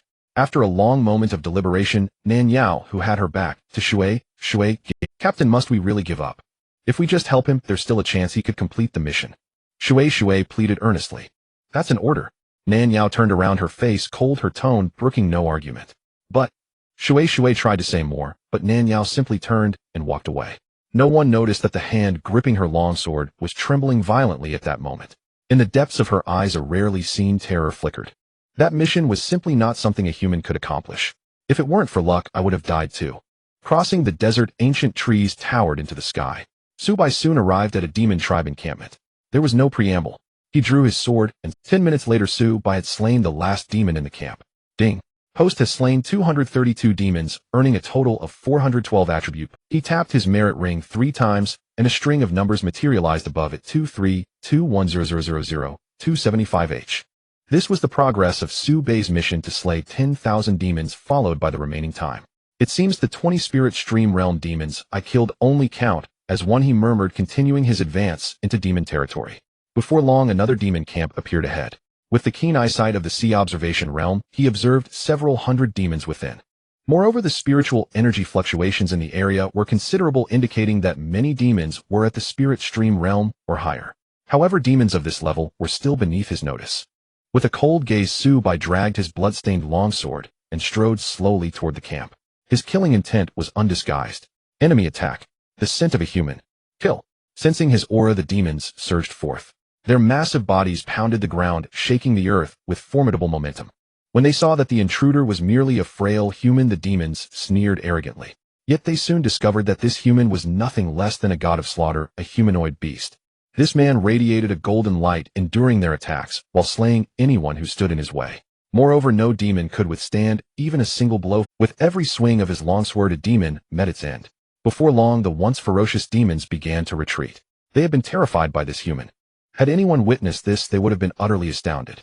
For never before had a single human instilled such fear in these brutal and savage demons. Flee. Report to the Great One. This man is too strong. Withdraw. Go. Unwilling to suffer further losses, the demons scattered like birds. Subai's eyes turned cold. He moved swiftly, slaying over half the demons in moments. However, the demons were too dispersed, and with the winged dragon clan controlling the skies, a few managed to escape. He drove his long sword into the ground. The wind rose abruptly. The vast demon camp was now strewn with demon corpses.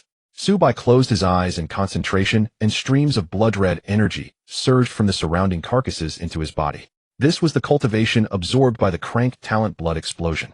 Minutes passed, and the phenomenon ceased. Subai opened his eyes, clenching his fist, as wild spiritual energy erupted. His cultivation had increased slightly, though not by much, yet it was the first time he felt the effect of his talent. Ding. Host has slain 352 demons, earning 802 attribute points. The system's chime echoed. Subai's eyes flickered. In less than half a day, he had amassed over 1,200 attribute points, a considerable gain. Stationed on the city wall, it would have taken him about 10 days to gather this amount. Indeed, hunting demons was far faster. Shaking off his thoughts, Subai lifted his long sword and moved laterally to the left side of the demon camp. According to Xie Chongkong, demons adhered to a strict hierarchy, with camps of the same rank typically arranged horizontally. He was still on the periphery of demon territory. Deeper in demons at the Loshan Sea observation, and even higher realms would appear. While higher realm demons yielded more attribute points, one had to survive to claim them. Subai did not believe that his sea observation realm cultivation allowed him to dominate demon territory unchecked. Furthermore, the demons that had fled would likely attract powerful pursuers, a threat he had to guard against. For now, camps of this level were the ideal targets for slaughtering demons and earning attribute points. Report, Great King. A human has massacred our demon camp. What? The humanoid demon seated on a tiger skin chair slammed the table, shaking the entire. Are you certain, weakling human dares to massacre our camp? GG, Great King, it is true. The fox demon, prostrate and trembling, crushed a recording stone. An image soon unfolded. When they saw the figure bathed in golden light, enduring the attacks of numerous demons and slaying all before him without mercy. The vast demon camp echoed with gasps of horror. Brutal. Too brutal. For the first time, the demons felt cruelty emanating from a human. Impressive physique, but still inferior to us, Thunderbolt clan. For that alone, I, Lei Tian, shall confront him. Lei Tian, a humanoid demon of the Thunderbolt clan, showed a greedy glint in his eyes. Among humans, he had never seen such a formidable physique. Through meticulous observation with his sea observation realm eyesight, he discerned that the golden protective light was not a bodily manifestation, but an external shield floating above the skin. Though humans were frail, their artifact refinement was unparalleled. He concluded that this protective golden light must be a treasure. If he could seize it, his strength would increase dramatically. Do not send anyone with me. I, Lei Tian, alone can crush him on the spot. With that, Lei Tian vanished from the camp in a blur. Moments later his form reappeared. What realm is that human? From my observations his strength matches yours, great king, both at the sea observation realm. What is a human sea observation realm worth? If I haven't returned within a day, go summon my elder brother to avenge me. Lei Tian sneered disdainfully, then turned and disappeared from the tent. The demons in the tent exchanged puzzled glances. Didn't the great king say a human sea observation realm is nothing? Why add that last part? I think the great king wants to impress his elder brother, so he said that. Calling his brother is a pretext. He truly wants his sibling to witness his achievements and promote him. Should we still call his brother? Do it, but wait an extra day to give the great king enough time to toy with this human. Meanwhile, Su Bai had slaughtered his way laterally, destroying 3 demon camps and earning a total of 2132 attribute points. With the boost from the crank talent blood explosion, his cultivation had broken through to the mid-sea observation realm. He also discovered a subtle heaven-defying aspect of blood explosion. While absorbing cultivation, blood explosion also infused a portion of spiritual energy into his body. Though not much, it replenished some of his expended spiritual. Slaughtering a camp typically consumed about 80% of his internal spiritual energy. With blood explosion's support, he could retain an additional 0.5%. This figure was modest, but as blood explosion leveled up and brought more spiritual energy, he would be able to fight endlessly without fear of depletion. With this thought, Su Bai's motivation to earn attribute points grew even stronger. After a brief rest to recover his strength, he arrived at the next demon camp. But before he could approach, a humanoid figure emerged, sprouting 2 horns from its head, its body covered in black fur. I am Lei Tian of the Thunderbolt clan, renowned for our formidable physique. I know your human body is no weakling, but dare you compete with my Thunderbolt clan? Lei Tian stood proudly on the spot, his cultivation at the ocean observation stage fully exposed. Affected by his aura, numerous demonic beasts emerged from their camps, gathering around him to cheer and bolster his might. Feeble humans, dare you compare with our king? Our king is invincible. Our king's physique is unmatched. Su Bai calmly glanced at Lei Tian, and amidst the scornful gazes of the demonic beasts nodded. You actually dare accept my challenge? You are good human, more courageous than any I have seen. According to the notes, the demonic hierarchy was strict, and the ocean observation stage corresponded to the king-level demonic beasts. Above the ocean observation stage, the corresponding demonic beast ranks were in order: Emperor level, Earth Emperor level, Heaven Emperor level, Venerable level, Earth Venerable level, and Heaven Venerable level. A king-level demonic beast had the authority to govern 10 demonic beast camps. An Emperor-level demonic beast had the authority to govern 10 king-level demonic beasts. An Earth Emperor-level governed 10 Emperor-level demonic beasts, and so on, with the highest rank Heaven Venerable level governing 10 Earth Venerable level demonic beasts. Lei Tian's presence here indicated that the several demonic beast camps Su Bai had slaughtered all fell under his jurisdiction. Human, since you dare compete, let's follow the rules of my Thunderbolt clan. My Thunderbolt clan has always tempered our bodies with metal and stone. These 2 stones in my hand are the ocean observation stage body tempering metal stones. Lei Tian sneered, took out 2 shimmering golden stones, and threw them to the ground. As the golden light flickered, 2 3-meter-wide golden light shields appeared out of thin air. These contain metal essence chi. We will compete to see who can stay inside the longest. The first to come out loses. What do you think? Su Bai nodded. A trace of cold sneer flashed in Lei Tian's eyes. Foolish human. These 2 body-tempering metal stones have already been refined by me, so I can control the intensity of the metal essence chi within. Competing with me is nothing but seeking death. You cannot win. Once I cripple you, won't that treasure of yours be mine? 3 breaths. Oh, you humans don't use that term, so 3 seconds later we enter together. Su Bai nodded again.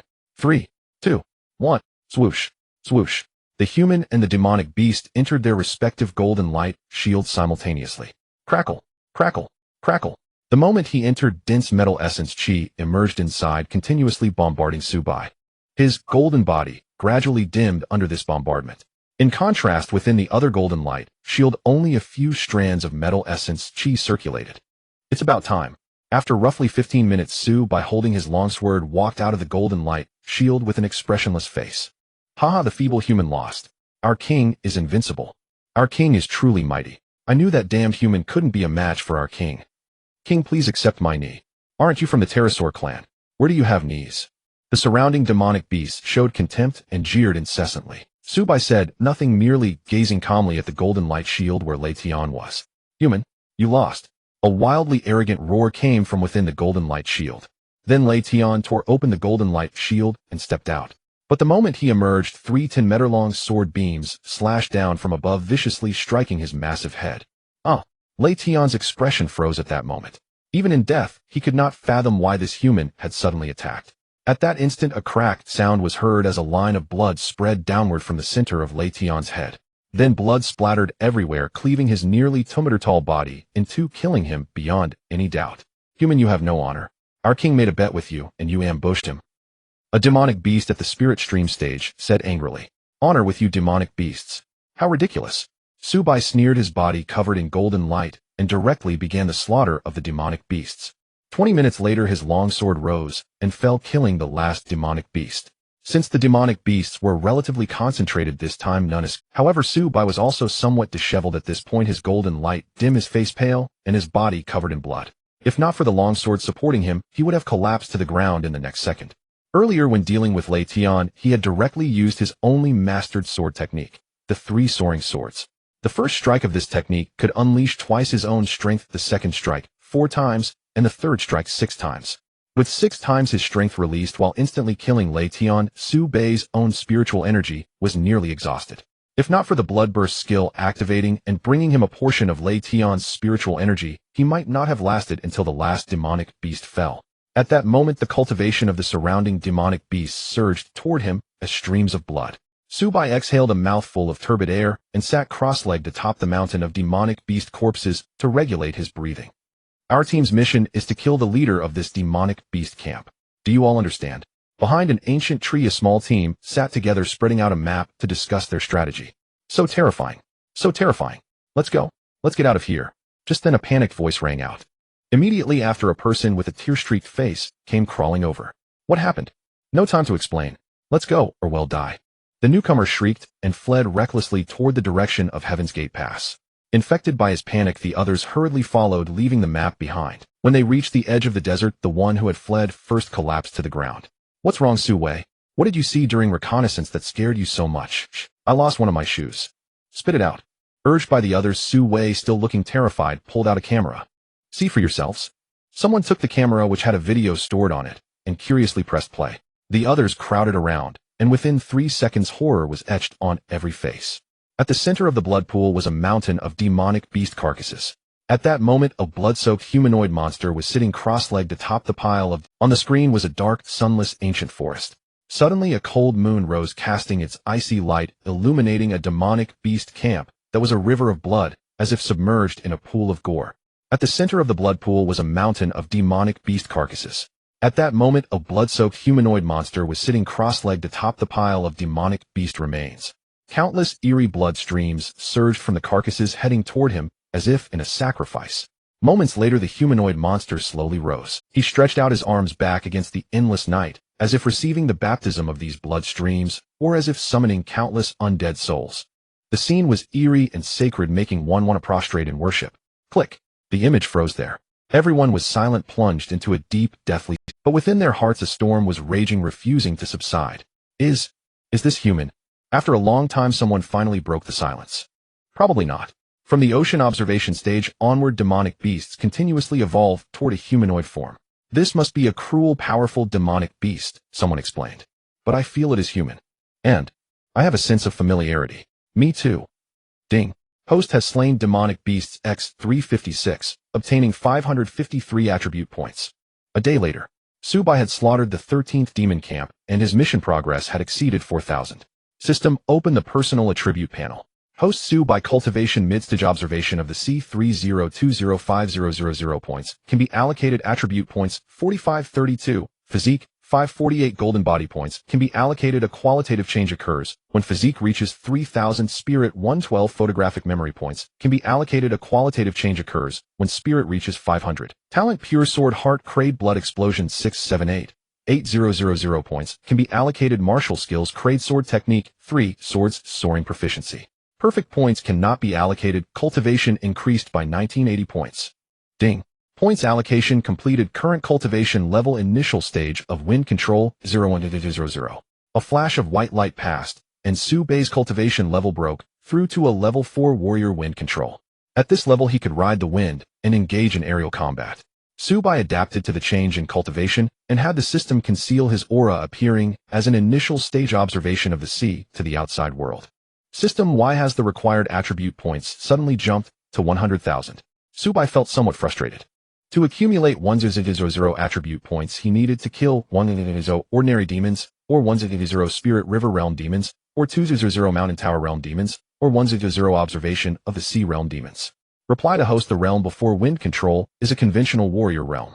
From the divine spirit realm onward, one enters the extraordinary warrior realm. For example, to enter the divine spirit realm, the host must comprehend the concept, which is a very long process. Concept: can sword intent work? It can. However, sword intent is closely tied to the sword. If the host wishes to comprehend sword intent, there are two paths. First, the host must possess a high-level sword imbued with sword intent. Second, personally witness someone demonstrating the concept of the sword and derive one's own sword intent. What you mean is, if neither of these conditions are met, I have to accumulate 100,000 attribute points, right? Subai did not believe he would acquire a high-level sword carrying a concept in a short time. He also did not think that a sword cultivator would casually showcase a concept. Yes, then let's get to work. Subai collected his thoughts and continued toward the next demon camp. After taking a few steps, he suddenly felt a tightness in his chest and hurriedly leaped to the side.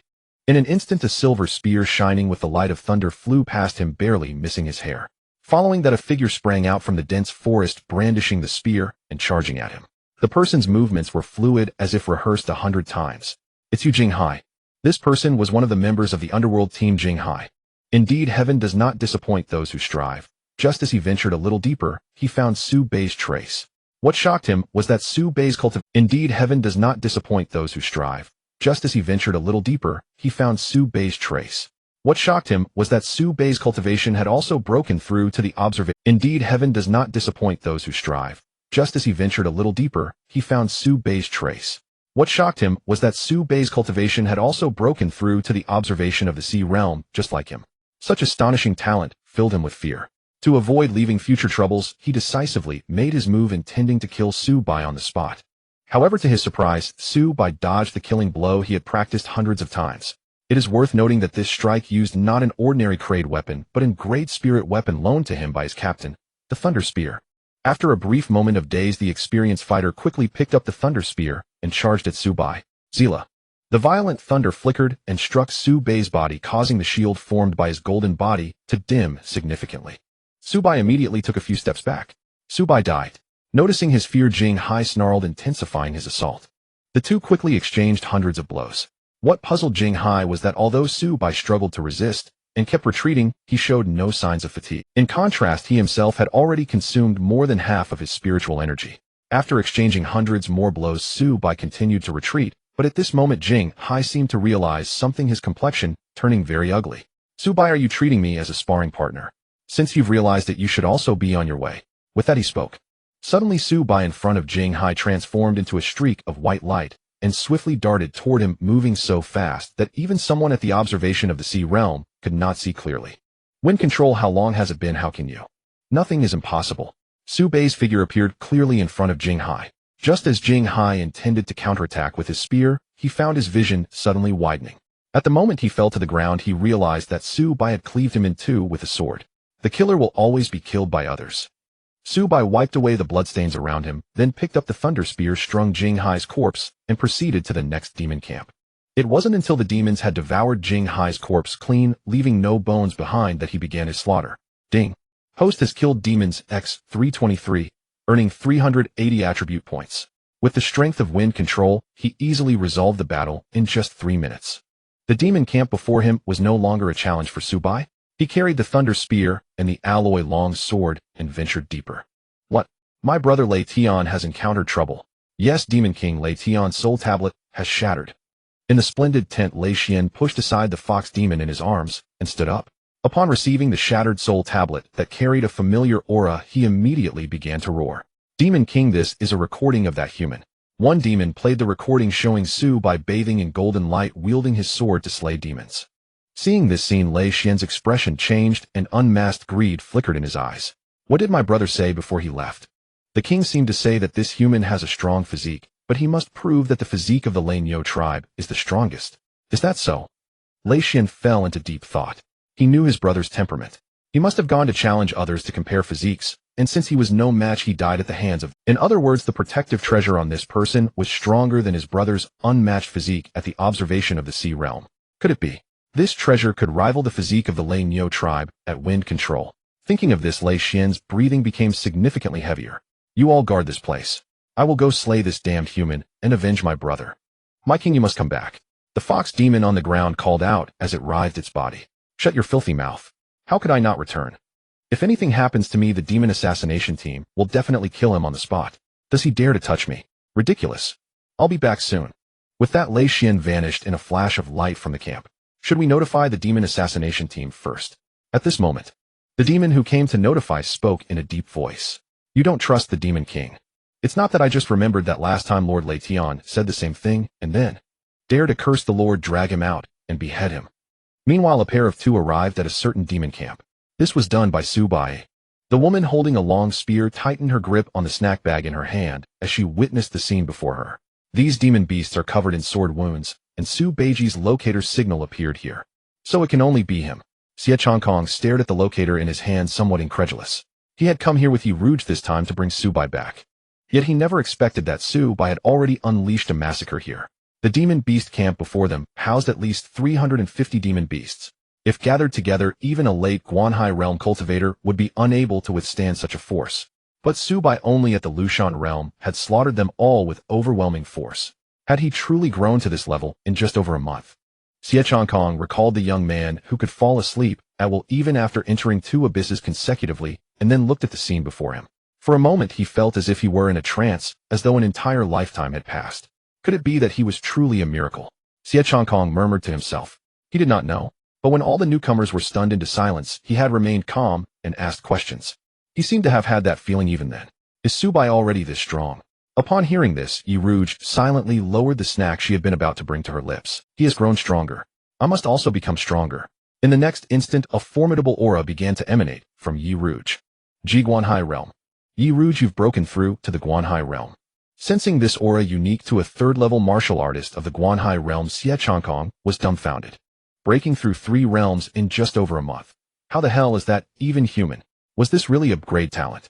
For a long while, Xie Changkong sighed as he felt a bitter taste in his heart.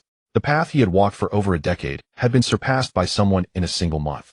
It sounded absurd, but it was an undeniable. Perhaps this is what geniuses are. Xie Changkong found a reason to comfort himself.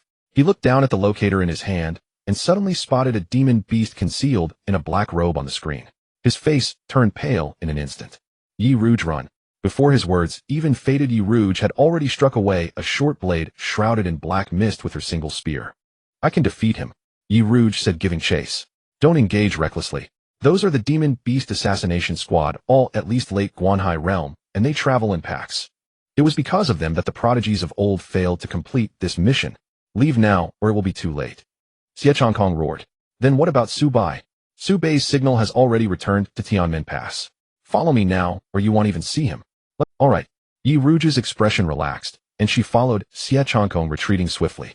Along the way, Xie Changkong glanced back and saw that the spot where they had just been was now crowded with members of the demon beast assassination squad. Seeing this, he crushed the locator in his hand. Yi Rouge, I'm sorry. I lied to you. Su Bai is actually still inside here. But humanity has already lost this genius. It cannot afford to lose you this monstrous talent. They are not the target. The target's aura is ahead. Pursue. The many members of the demon beast assassination squad instantly vanished into the darkness, leaving no trace. At that moment, Su Bai had already found a new demon beast camp. This camp was larger than any he had previously massacred. Judging by the demon beasts coming and going, there were at least around 800 residing here. Moreover, the surrounding spiritual energy surged turbulently, and among the chaotic auras, most had cultivation. The majority were at the Lingchuan and Lushan realms, with only 3 at the Guanhai realm. For a demon beast camp of such strength, even Su Bai could not ensure that no demon would escape if he attacked Heaton. Only by first slaying the 3 Guanhai realm demon beasts would he have a chance. Su Bai did not act rashly. After observing for a while and seeing the opportune moment, he swiftly killed a lone Lushan realm demon beast, then masked his aura with its blood transformed into its form and walked inside. Great-grandfather, are you going to the assault tonight? Great-grandfather, is my scale pretty? Great-grandfather, good evening. Great-grandfather, the king has summoned you to the tent to discuss something. This demon beast seemed to hold a high seniority, and many demon beasts greeted Su Bai as he walked. He had observed this demon beast for a long time, so he simply imitated its mannerisms and responded briefly. The demon beasts here were all weaker than him, so naturally they could not tell that he was a fake. Thus Su Bai, addressed as great-grandfather, all the way infiltrated the largest tent in the camp. As soon as he entered the massive Guanhai realm, wolf demon sitting on a chair immediately rose to greet him. Great-grandfather, you've finally arrived. Quick, today I've been assigned the task of attacking Sector South 15. Please, Old One, devise a strategy at once. Sector South 15. Subai clasped his hands behind his back and walked over to the sand table with an air of profound wisdom. The massive wolf demon immediately scurried over, tail wagging. But Subai circled the sand table once without saying a word. Great-grandfather, please speak quickly. The attack is about to commence, urged the massive wolf demon anxiously. Hearing this, Subai glanced sideways at him and slammed his hands down on the sand table with a loud crack. The massive wolf demon was startled. Great-grandfather, what's wrong? Have I not done something properly? Please just tell me, and I'll do my best to satisfy any request. Subai sneered, coldly grabbed a crude flag and hurled it to the ground. Strategy. Assault. Is this a matter for just one demon? Summon all the Guanhai realm ones here. Yes, I'll do it right away. The massive wolf demon scratched its head and walked out. It didn't understand why great-grandfather had gone mad calling someone back just after sending them away. But it didn't think too much about it, and quickly brought the other two Guanhai realm demon beasts into the tent. Great-grandfather, you called for us. Great-grandfather, weren't we already assigned to lead the vanguard? Why the sudden summons? Is there a change in plans? You know? Then get over here. Subai snorted coldly. The three Guanhai realm demon kings, seeing this, immediately approached with fawning smiles. Just as they drew near, Subai, three sharp sword lights suddenly flashed, slaying them on the spot. Until the moment of death, these three Guanhai realm demon kings, why their revered great-grandfather would suddenly strike and kill them. Ding. Host has slain Guanhai realm demon beasts X3, gaining 300 attribute points. Great King, what happened inside? I heard a commotion. Nothing, we're just discussing strategy. Now gather all the demon beasts and prepare to attack the city. Subai said in a deep voice. Yes, great-grandfather. The demon beast outside the tent acknowledged and withdrew. By the time Subai emerged, all the demon beasts in the camp had been assembled. A total of 800 demon beasts, a dark surging crowd, their black mist roiling with no small amount of imposing power. Great-grandfather. The demonic beasts roared in unison, their cacophony shaking the heavens and startling countless birds from the forest. Excellent. Subai nodded with satisfaction. All beasts heed my command. Target the human celestial gate pass. Advance at full speed. Great-grandfather, where are the three kings? A beast inquired in confusion. The three demon kings have already gone ahead to reconnoiter the enemy 30 li beyond the celestial gate pass. I shall accompany you all and strive to seize the human celestial gate pass by day's end. As Subai's words fell, excitement surged across the faces of the demonic beasts. Great-grandfather is coming with us. This is truly wonderful. With you overseeing us, victory shall be ours. With the sagacious great-grandfather present, what are those humans but mere ants? Long live great-grandfather. Charge. Onward to the celestial gate pass. Charge. The morale of the demonic beasts soared, and they stormed toward the celestial gate pass with ferocious momentum. Subai lingered at the rear of the formation, frequently slaying solitary beasts. In just 10 minutes, he had dispatched nearly 100 demonic beasts. The beasts, intoxicated by bloodlust and focused solely on advancing, remained utterly oblivious to this. Half an hour later, when their numbers had dwindled by half, some finally sensed something amiss. Report, great-grandfather. Some beasts have gone missing. They didn't get lost. I killed them. What? Before the beast could react, Subai slew it with a single sword stroke. This scene was witnessed by many beasts, plunging them into chaos as they scattered in all directions. It's terrible. Great-grandfather is slaughtering us. Great-grandfather is killing the beasts. Save us. Great-grandfather, what are you doing? Great. By now Subai had abandoned all pretense. He reverted to his original form, raised his sword, and began a match. The beasts present were merely at the Lingchuan realm, or Lushan realm, no match for his Yufeng realm. Coupled with his aerial advantage, he annihilated the entire horde in under an hour. Swish, swish, swish. Over 800 streams of blood flowed into Subai's body, slightly advancing his cultivation progress. Yet in comparison to the 100,000 attribute points required for his breakthrough, it seemed negligible. But Subai was not one to waste. He only departed after fully absorbing the energy. Ding. Host has slain 832 demon beasts, gaining 14320 attribute points. System allocate 7322 points to Bloodburst. Ding. Allocation complete. Current Bloodburst level grade 05000. Grade Bloodburst absorb 0. One of the slain targets cultivation base with a 10 chance of critical amplification from the absorbed cultivation. Next level, a grade Blood Devourer.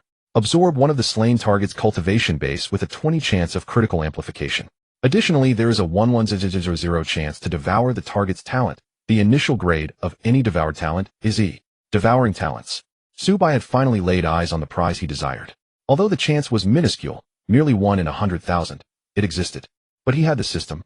As long as he kept pouring attribute points into Bloodburst, the probability would inevitably rise. Similarly, even though the devoured talents started at a grade, he could enhance them by allocating points. Thus he was bound to accumulate multiple SS-grade talents.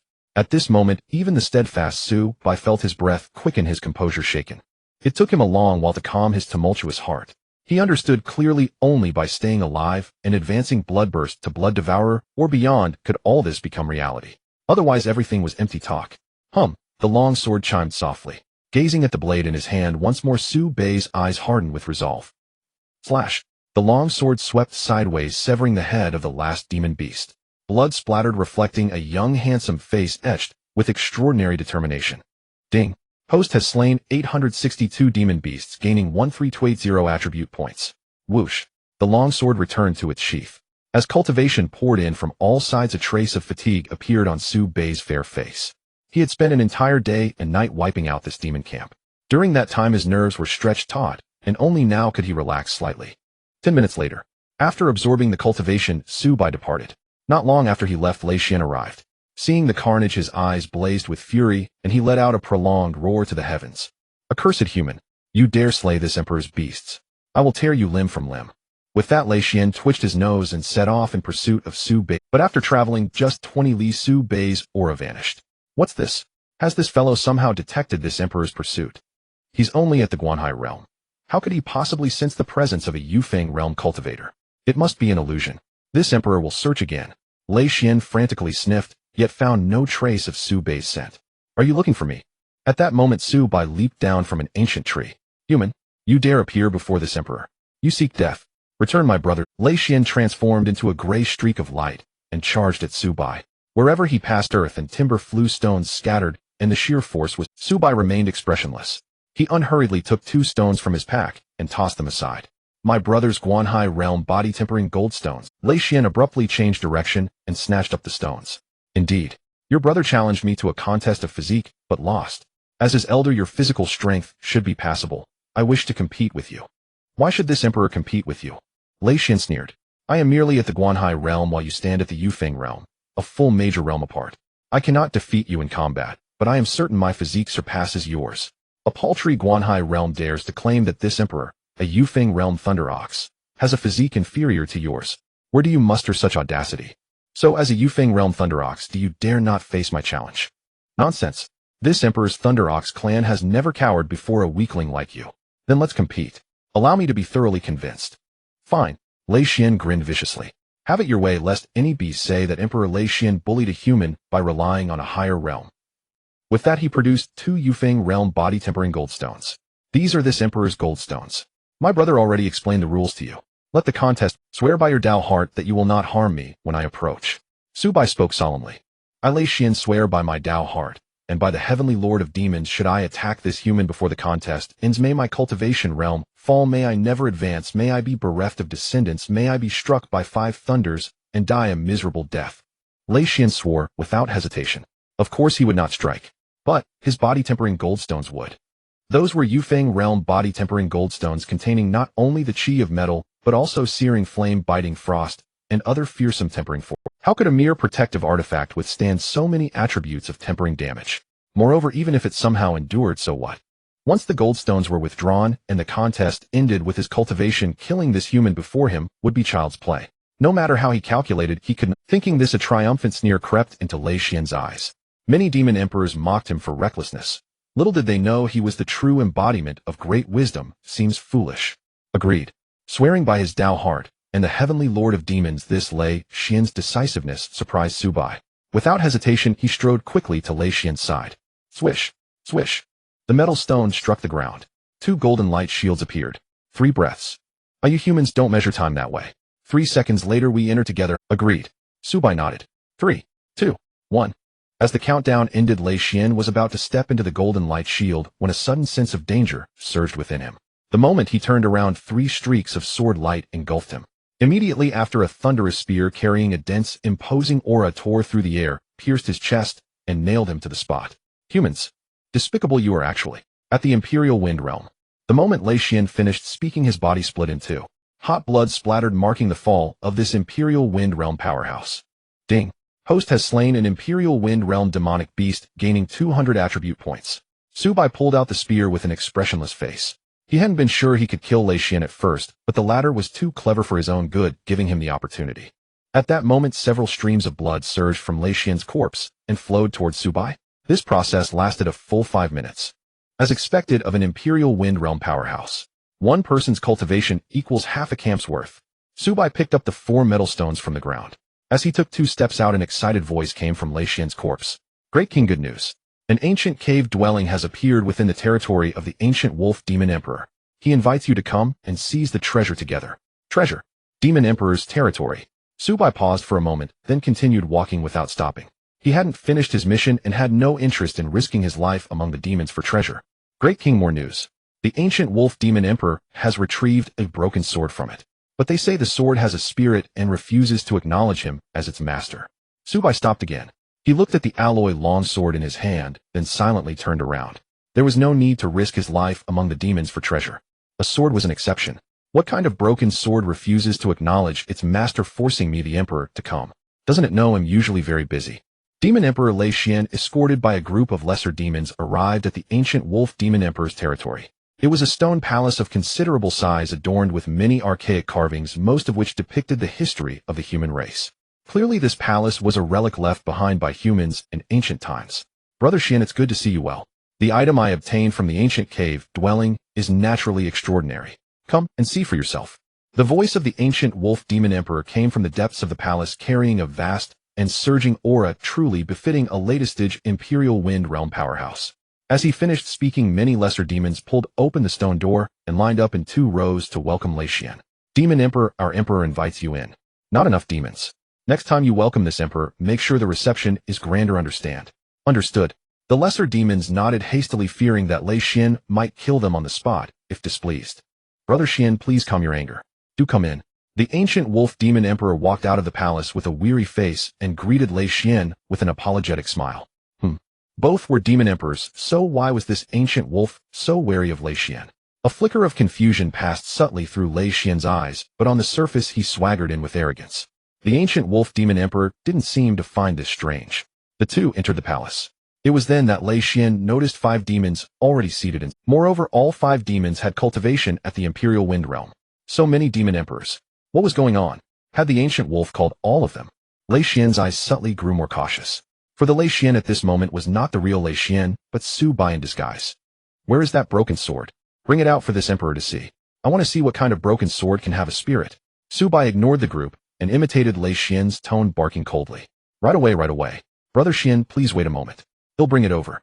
The surrounding demon emperors all wore indignant expressions. Ancient wolf, what are you doing?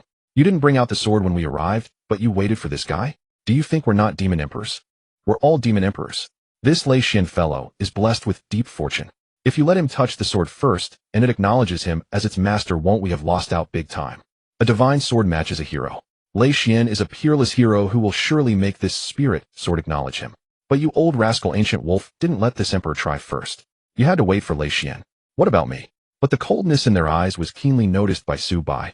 So this was a plot to praise Lei Xian to the heavens, goad him into taking the sword, and use the broken sword. But the coldness in their eyes was keenly noticed by Subai. So this was a plot to praise Lei Xian to the heavens, goad him into taking the sword, and use the broken sword. With that fool's brain, he would have fallen for it 9 times out of 10. Dream on. This sword is destined to be mine. Don't even think about it, you lot.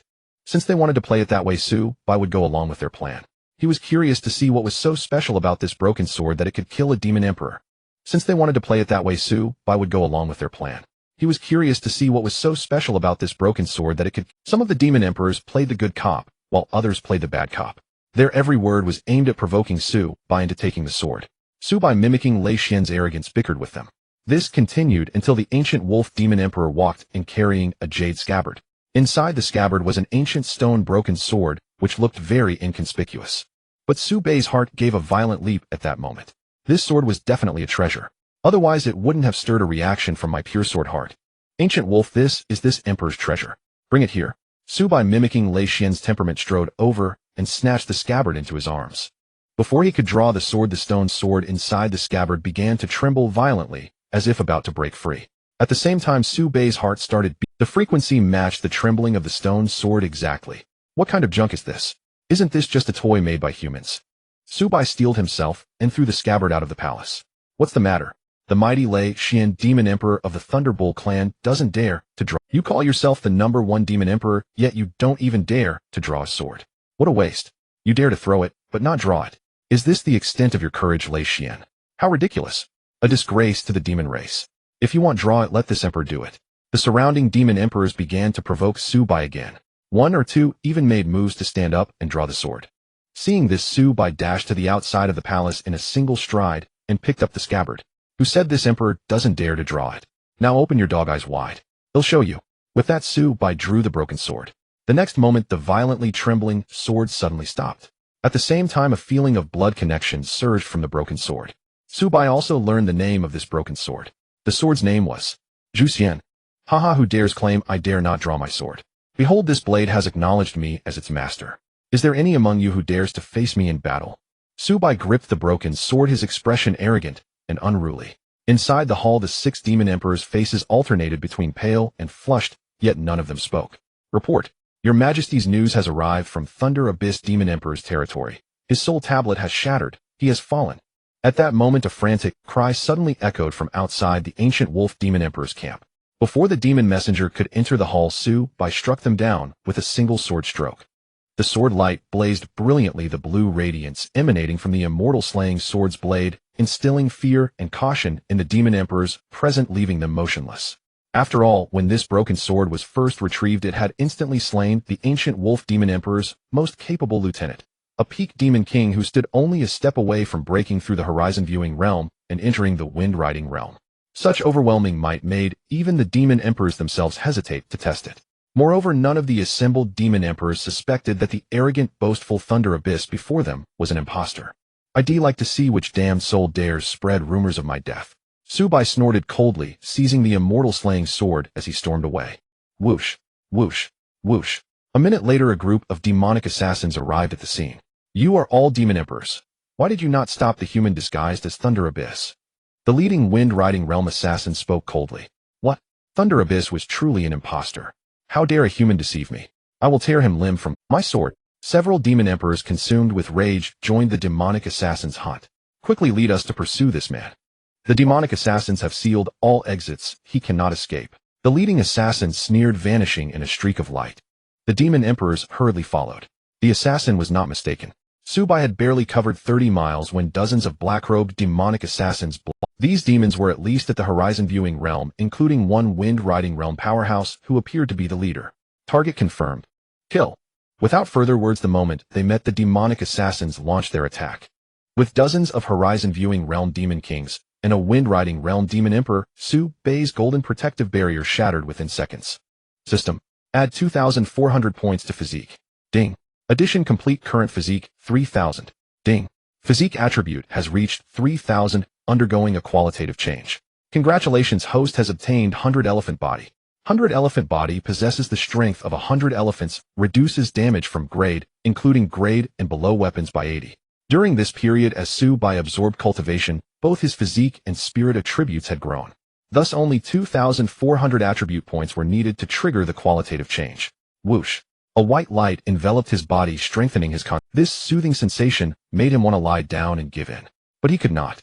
He dared not relax even for a moment, for these demon kings and demon emperors were relentlessly attacking from all sides.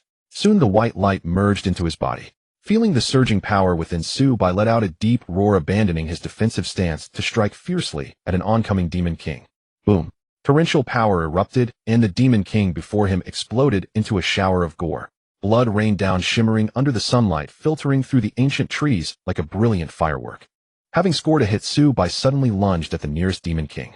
With his wind-riding realm cultivation, 100 elephant strength, and 80 damage reduction from grade and below weapons, what could withstand him? Unsurprisingly, this demon king was slain with a single blow, bursting into fireworks, just like the previous one. Witnessing this, the surrounding demonic assassins did not flee, but continued their methodical assault. Only the wind-riding realm demon emperor produced a flute and blew a single note. Boom, boom, boom. As Subai carved a path of slaughter, blood rained down, and brilliant fireworks bloomed one after another in the dark ancient. In just 2 minutes, his relentless massacre had claimed nearly 30 horizon-viewing realm demon kings. Yet to his dismay, the number of surrounding demons, moreover the auras of over a dozen wind-riding realm demon emperors, were drawing near. In that moment, Subai understood why this mission had been placed at the most prominent spot on the task board. He no longer lingered, decisively breaking through an opening and retreating. But the demonic assassins continued to amass around him. The assassins had even deployed numerous demon kings and demon emperors along his retreat route. Yet Subai did not turn back, relying on his formidable physique and the immortal slaying sword to carve a bloody path.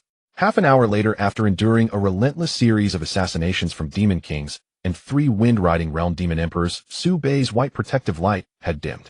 His internal spiritual energy was nearly depleted. He had persisted this long solely by absorbing the cultivation and spiritual energy of the demons he killed along the way. Launched the final assault. Kill. The leading wind-riding demon emperor seemed to sense Subai's desperation. At his command, hundreds of demon kings and 2 demon emperors charged at Subai simultaneously. The black mist raised by the horde quickly engulfed Subai, but in the next instant a blinding flash of lightning erupted and dozens of horizon-viewing demon kings exploded like fireworks. The black mist was driven back by the lightning, revealing Subai wielding a thunder spear. Without spiritual energy, he could gain no advantage with the immortal slaying sword. But he still had strength. With the power of 100 elephants, over 1,000,000 gene, a single full-force strike could shatter even a physically robust demon emperor, let alone a horizon-viewing demon king.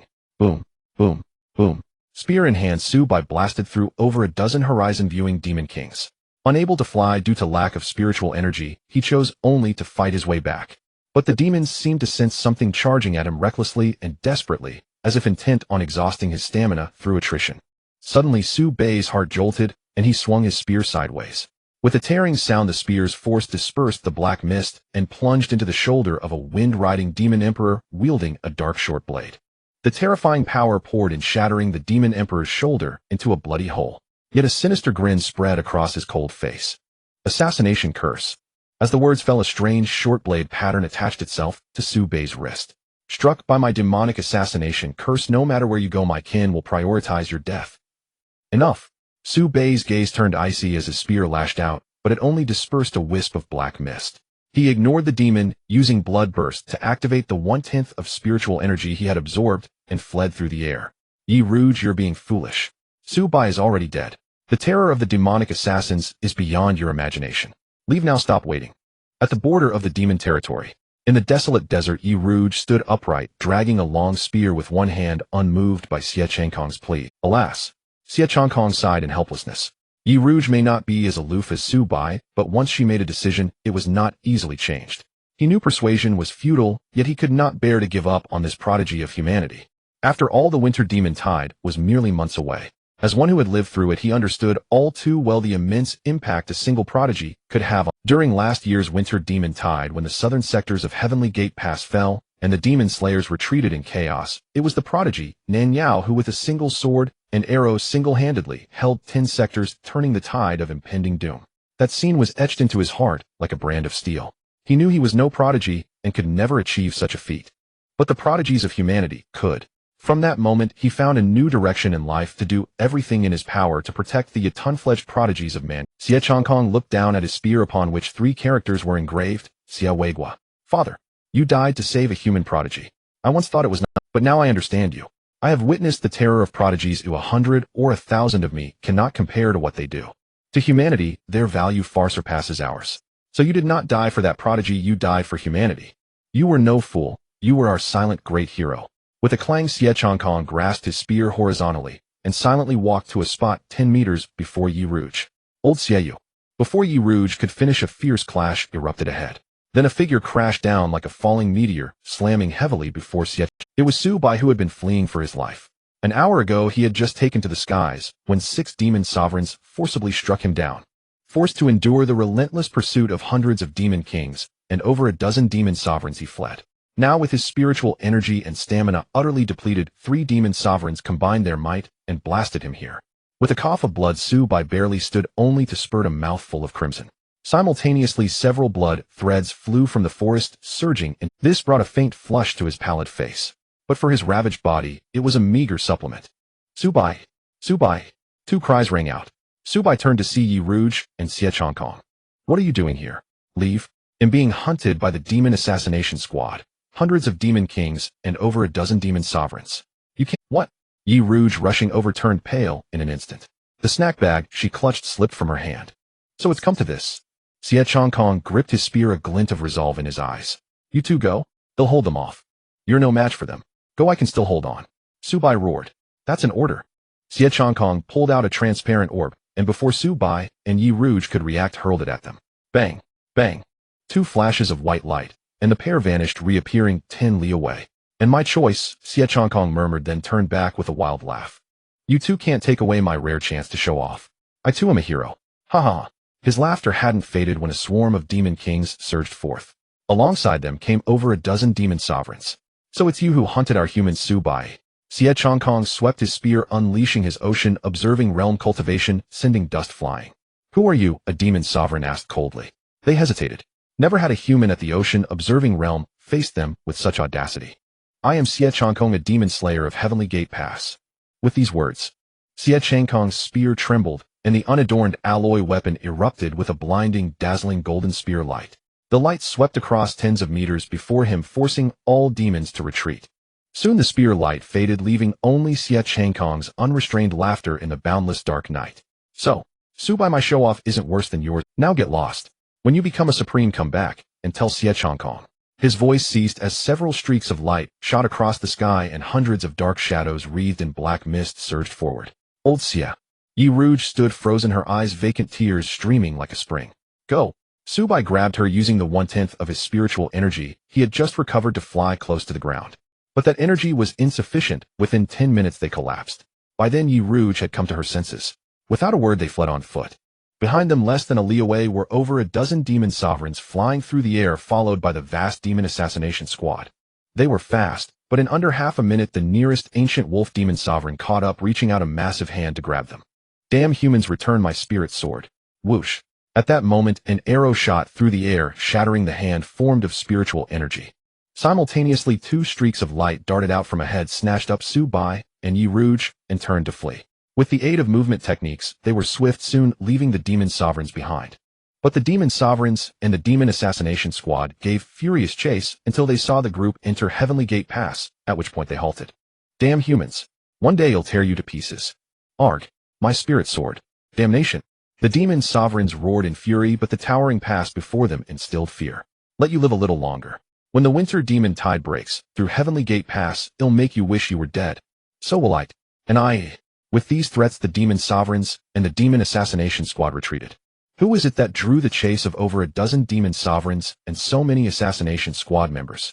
It's Subai and Yi Rouge. I saw Nan Yao and Shui go to their aid. Impossible. How could Subai survive that mission? I saw it with my own eyes. Soon news of Subai's return spread through Heavenly Gate Pass like a on the city wall. Nan Yao set Subai down and left, leaving only Shui and Yi Rouge. Subai, you're badly injured. Go to the logistics department for some medicine, Shui said softly. But Subai shook his head grimly. Could you tell me where Xie Changkong's station sector is? North 18. Why? Shui asked, puzzled. Thank you. Without answering, Subai turned and walked toward North 18. What's wrong? Shui frowned at the equally dazed and listless Yi Rouge. Old Xie sacrificed himself to save us. Alas. Shui patted her shoulder, said nothing, and turned away. The night was deep. But just then, a voice rang out across Heavenly Gate Pass from the direction of North 18. Eastern Border War Zone, Heavenly Gate Pass, Demon Slayer, North 18 Sector, Ocean Observing Realm, Xie Changkong, on July 2nd, year 93 of the human calendar, outside the demon territory, fought valiantly against 13 demon sovereigns and 253 demon kings, and fell heroically. Sacrificed.